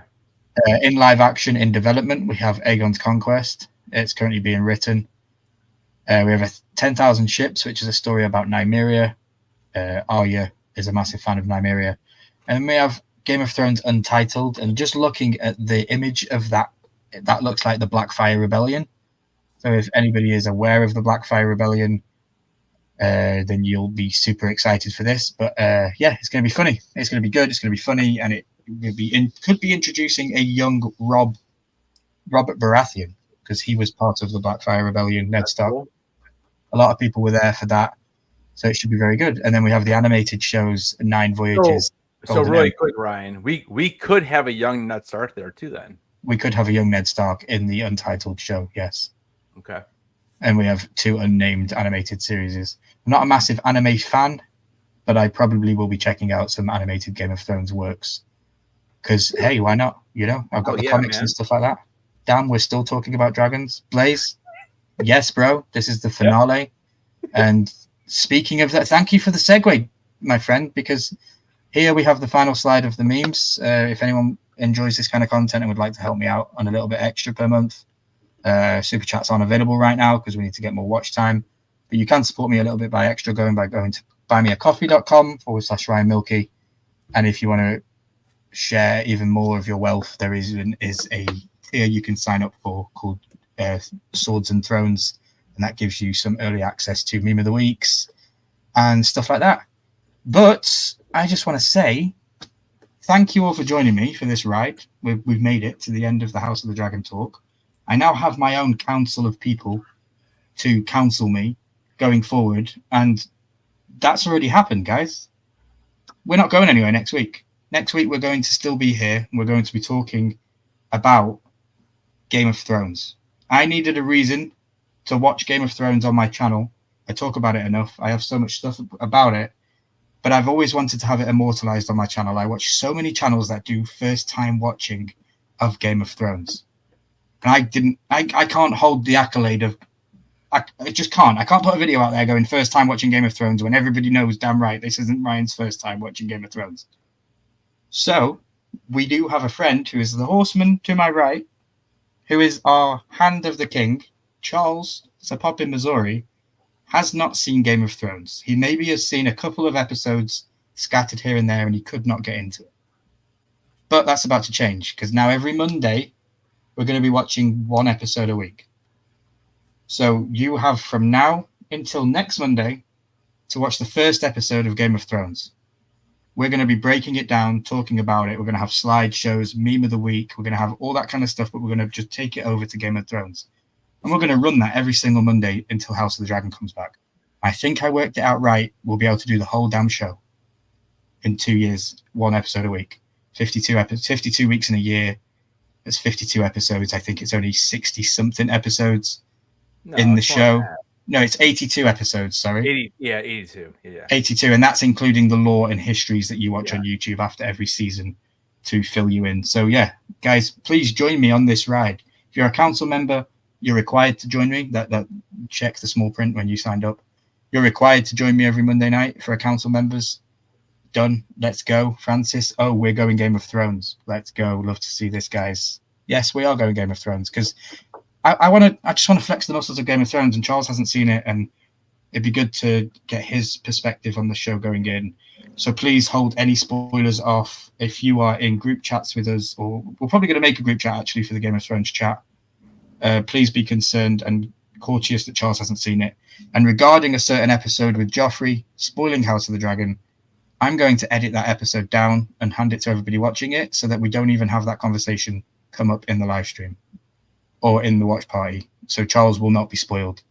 And none of us also, a refresher. Exactly. It's not really a refresher because it's a show afterwards. But it'll be able to tie in all these things that you're seeing in visions and all this stuff that we might see in season 3 going forward. If you watch Game of Thrones between now and then, everything will make more sense. You know, and of course, I'm going to provide all of you with the high detail that I provide with these live streams, and it's going to be good. I can't wait to go back and actually talk about it and actually have a good conversation. So yeah, that's what we're doing, guys. What do you think to that? Yeah, can't wait. And Anthony Blaze, you can be part of it too, man. All you gotta do is watch the episode with us and then chat with us. Yep. Bro, there are no fake dragons. Your Grand Maester would offer his services to create a Discord channel, should you like. Oh, okay. I like that. Yeah, a Discord channel. We could have gatherings to watch specific episodes over on Discord. I think that's possible, right? Mm-hmm. I have all the episodes digitally available on my PC, so I could bring them up on the screen and stuff like that if people don't have access. Yeah, and stay tuned for some giveaways and stuff because I've got so much Game of Thrones merch that we're probably going to do some giveaways. My aim, guys, is to get to 1,000 subscribers and 4,000 watch time. I'd like to be monetized with Game of Thrones. Let's go. So that House of 3 comes. When House of the Dragon season 3 arrives, I would like to be monetized. we're close. We've been gaining stuff with this stuff, but that's my goal. I will bring all of the knowledge and all of the expertise that I can, and we'll have a great time. And Charles is going to love Game of Thrones. We are going to have to get aircon for him though, because these 3-hour lives are not good for Charles. Charles, Yeah, are you that's in an pretty much oven it. or no? He's Pretty much. I feel like The table's real, bro. The fire underneath that table is real. fact. this was full when I started. And he hasn't peed yet. It's not me yet. Yeah, and everybody's council positions stick going through the show. If anybody would like to retire their position, feels that they can no longer do it week to week, then let me know. But yeah, I can't wait to do it. And if Red anybody Wedding, needs to be definitely heading, bring tissues. anybody needs a beheading, we know who to call. Yeah, Mitchie's got a sword. She will not swing it like Cole. Cool. No, probably not. So let's go around the room. People can let us know what you've got coming up on your channels, if anything, this week, and then we're gonna get out of it. Yeah, it's been a good night. Let's do that drawing really quick. You want to? Oh yeah, we we do have a drawing. I My popped it up for apologies. you, bro. Well, just Fidel, before Headless self promotes, I'll make correct. sure I promote again. Please go Yeah. check me out on Buy Me a Coffee. Oh, buy me. we have coffee. people- I was looking yeah, it up wrong, dude. I was trying to Go. find it. I'm like, it's not working. Go buy this man a coffee. Yeah, you can literally support me for $2, or you can support me for the month for $5, and Yeah. you get behind the scenes access, early images. You get access to all the HBO images that I get given. I actually have permission to share those as well. And yeah, go buy me a coffee, as Jeremy said. Headless has got a duck race or a dog race. It should have been a dragon race. Yeah, we'll have words They back. don't have dragons, dude. They don't have. There is dragons in this thing. I've raced with dragons. I'm just glad I could find one that could actually run this many people. So, all right. So, first number I see in the chat. This is how many times we're gonna shuffle it. So 3. give me a number. chat. It's Give me a season number. 2, so there you go. Ooh. I have a 2. All right, we're going 2. All right. Good luck to all the people involved. Let's go. 1. 1, 2, 3, 1, 4, 5, 6, 4. How'd you know my social security number, Jeremy? Here we go. The chase going for Thrawn. Diamond SDCC. Let's go. Is that a Star Trek pop? Bob the Trekkie is in the lead. That's usually not a good thing. See PDX making a move. We got the blue I'm one. I'm not sure. Is Mitchie putting a hex on all of us? She's over here speaking. Poppin'. or I something. should have called your dog pooping because that was like Charles. like pooping. That statement is Valor Morgulis, and that stands for All Men Must Die. Right. Oh, Okay. Now it's getting interesting. 15 seconds. Jeremy? Dude, this is close. Who's making the move? I see Lomax coming up. Oh shit. Here we go. Oh!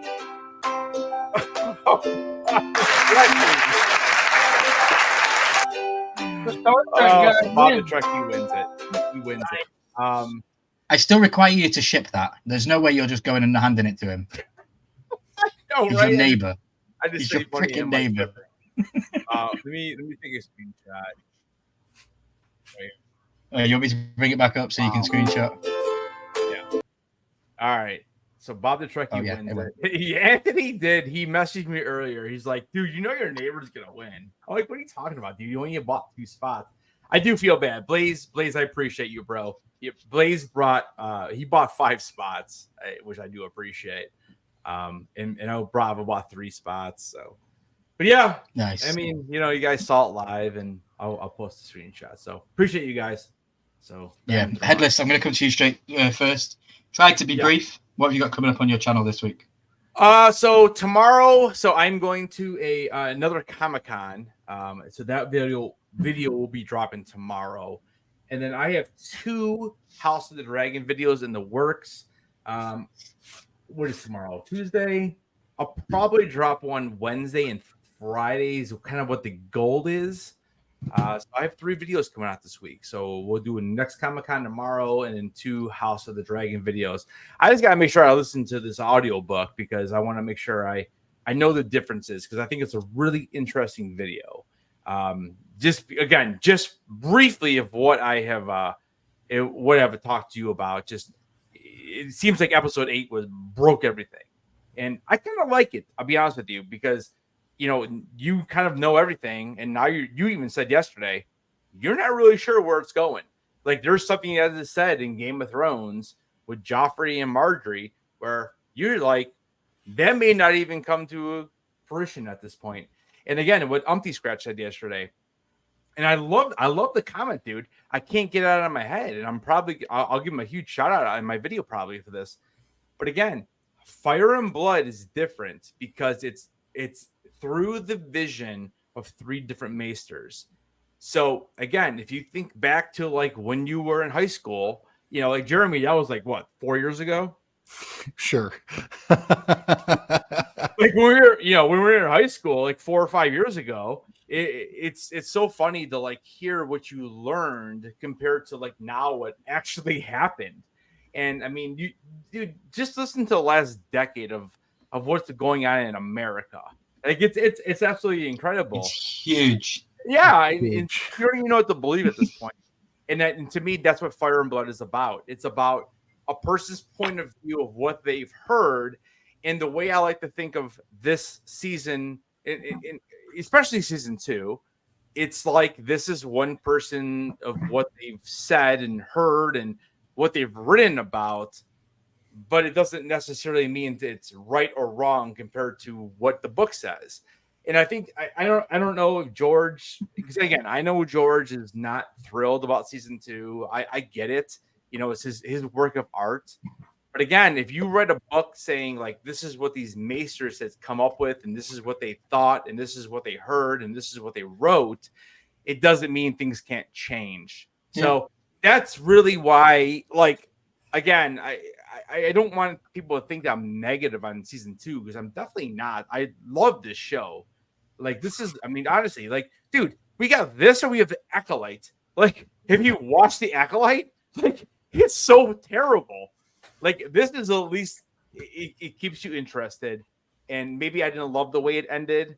But still, again, this might be one person's vision of what the story is. So we'll see what happens in the next 2 seasons. So nice. Again, I love it, dude. Like I'm here for Game of Thrones. I don't care. Again, I might have some criticism, but it's not like I don't love the show. I just looked at my IMDb. I gave it a 10 out of 10. So. I welcome the criticism though, because that's what this is all about. It's about people having a conversation about a show and people having different opinions. Mitchie said it in the chat. Everybody has an arsehole and some of them stink.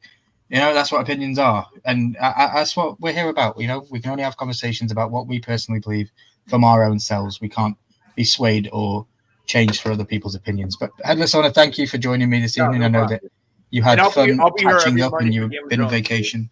Awesome, bro. Yeah, cool. And I'll be here every Monday for Game of Thrones. And like I said, on Sundays, so next Sunday we'll be doing a tier list ranking for the characters. For the characters. And Jeremy and Charles, you're obviously more than welcome to join me on that live. I'll send you guys a link if you guys want to pop on. We're going to do a tier ranking for season 2 characters. And then, dude, yeah, it's crazy to even think that in 2 weeks we'll be talking about Rings of Power. It's unbelievable. So yeah, definitely. Yeah. Charles, I'm going to come to you so I can let you get away. Brother, what you got coming up on the channel? Or your multiple channels? All right. So there was a second shooter. The ladder's fake. The bike was a decoy. I've got some videos coming out this week. We dropped one tonight. It was actually LSAPC F cancer boxes. We get them every year. Love them. And got some awesome pops. And I actually opened one from last year that I found too. So, yeah, imagine that, right? So we got some videos coming out, and I've got an idea for a video. I've seen other people doing it on YouTube, and I just want to incorporate it into my kind of daily routine. Maybe not daily, weekly routine of videos. I want to, how am I going to put this? I want to talk to people, and hopefully they talk back to me. Okay. I'm going to leave it at that. I know what you're going to do. Okay. So hopefully that's going to work out. tomorrow night, 8 p.m. Central Time, we'll be on Let's Chat with Veterans, myself, Big Easy, and Ryan. And I think what we're going to do tomorrow night is we're just going to kind of recap what we talked about in the last couple months with charities, give them a quick shout out. I've got a singer that was at Hero Stock a couple weeks ago that is doing a really cool thing. I want to shout her out, get her some assistance with her page and her YouTube channel and all that stuff. So Nice. doing that, plugging Let's chat away. tomorrow night, yeah. Let's chat tomorrow night. We're going to be putting some more laser content out because hopefully the end of August, the new laser arrives. Oh, the upgrade. I'm totally stoked for it. It is supposed to be here. It's like the last Friday of August. And I'm really, really hoping everything comes through on that. It will be much bigger, much different. It's going to take some learning curve to it, but it's really going to open doors for us for sure. Nice. And it's also going to be kind of like our first ever sponsor. So, Okay. it's really going to be nice. If everything works out, we still got some talking to do, but hopefully everything works out. So, but yeah. So just watch. And am I correct in saying you're hosting Horseman this coming Friday? We will be back. Yep, I'll be hosting Horseman on Friday night, 8 p.m. Central Time on on my channel, not this channel, my channel. Doing that, and we'll see where it goes. We'll play some games, maybe do a giveaway or 10. Who knows? I do have a giveaway to send Headless from the con in June. I keep looking at it over here. It's sitting here. I didn't want to send it with you not being home, so now that you're back home, I'll send it. Bro. So we'll be sending that his way.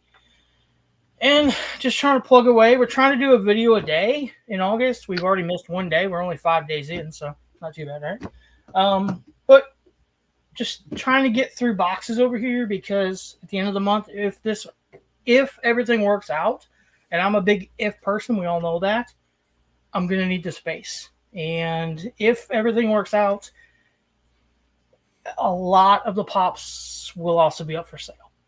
So to get them out of here and free up some space. So I'll be keeping the soda cabinet, of course, and a lot of stuff that's been given me or I've won it from someone or a gift or anything like that. But a lot of them will be finding new homes, hopefully. And don't forget, guys, if you know Charles and you love Charles for his Funko stuff, the stuff is always on the channel. You can go back and watch all the old videos. You can relive the moments that we all lived with him together. And Funko's not going away from any of our channels. We all still do little bits of it here and there. Yeah. I mean, I'll still do some, but I'm not doing, and I'm only doing Funko stuff now because that's what the boxes are that I have. Yeah. Now, don't get me wrong. I still have probably 20 or 25 Amazon boxes I got to open up and look through. Fun. You know, we'll be doing another one of those at the end of this week. I got to shoot it tomorrow or probably Wednesday night. But yeah.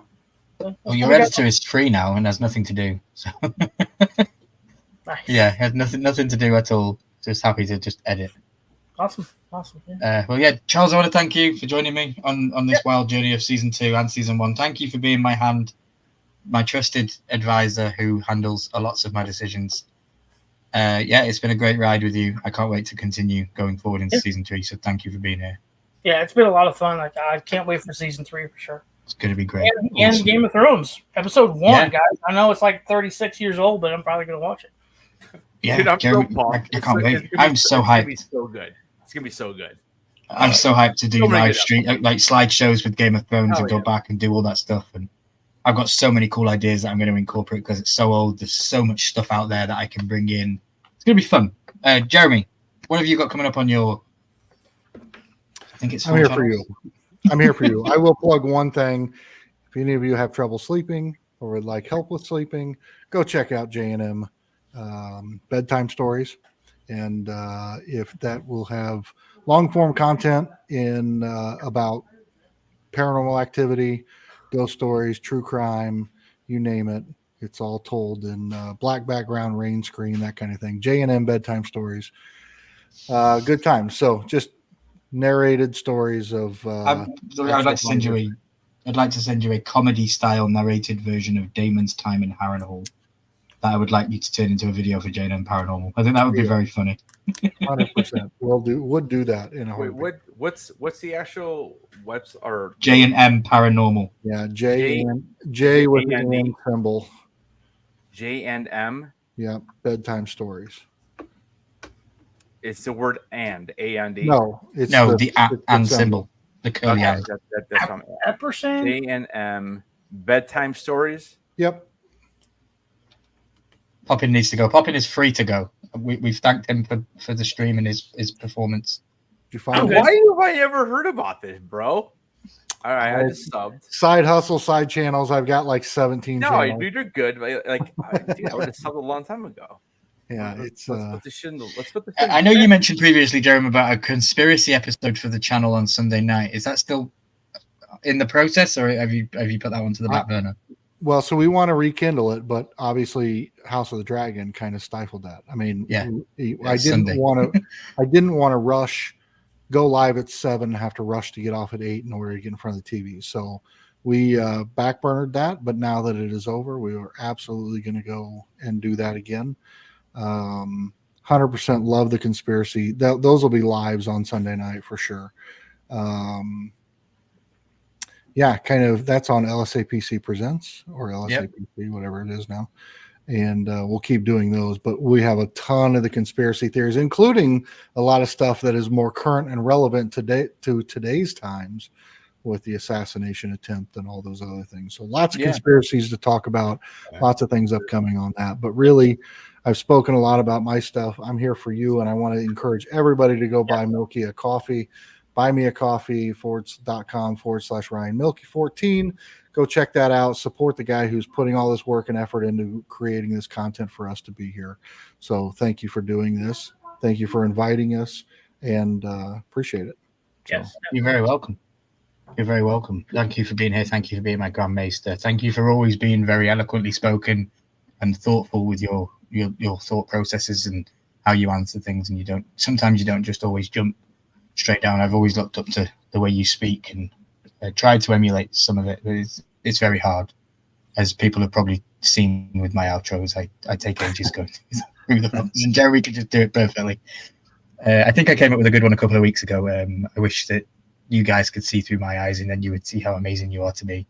Because I'm just a guy in Scotland living here doing all this stuff, but yet you're all showing up every week. I've had more than 6 people for 3 hours and 20 minutes. You don't know what that means to me, to have more than 6 people, and that's just because there's 7 of you right now.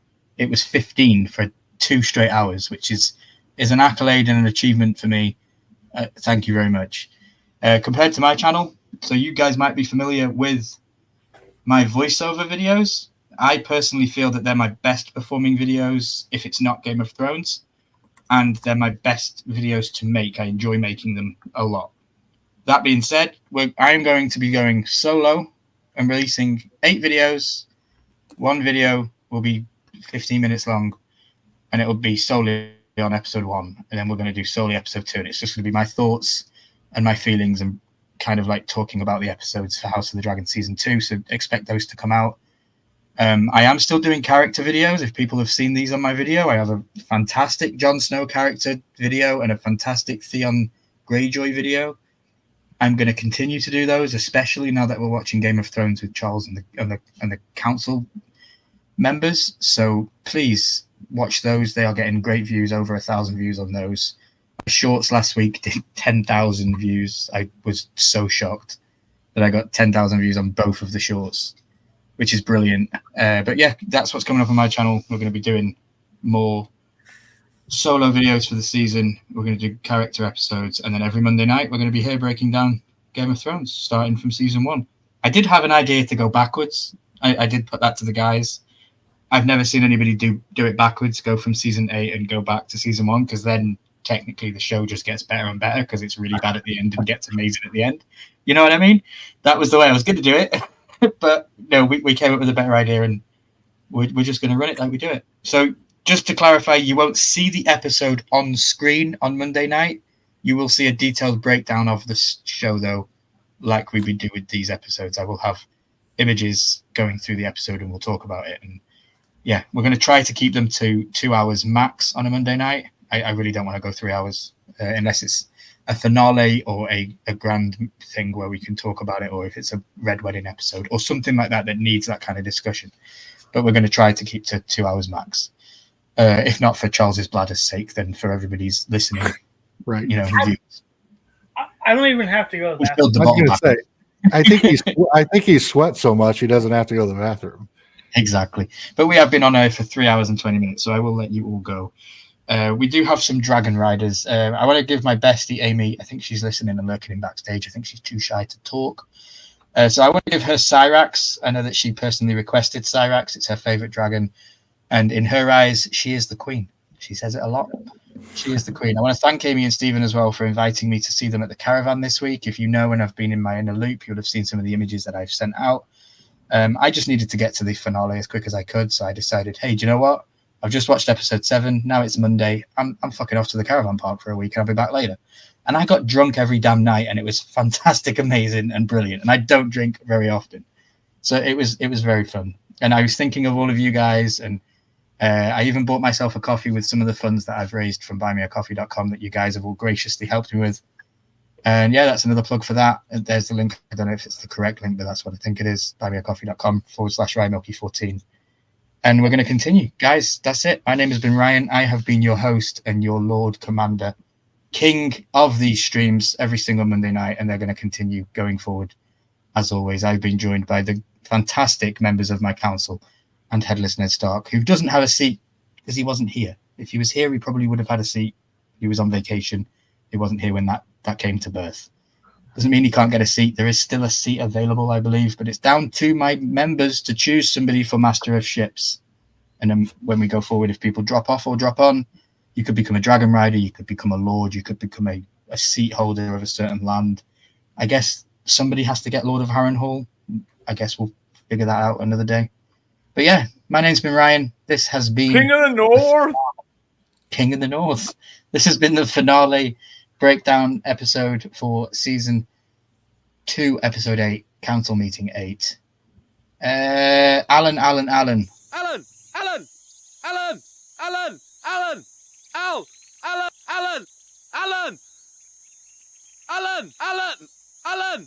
The Copacabana.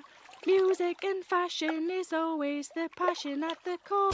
Hey, are you filming me in the bath? Get out! Away, man, I'm naked. You better not put it on YouTube. Oh, so that's not Alan. Steve, that's Steve. Steve! Guys, everyone else is backstage. I just stopped them down. I wanted to say thank you so much from me to you, from Ryan Milky to you, whoever's watching this.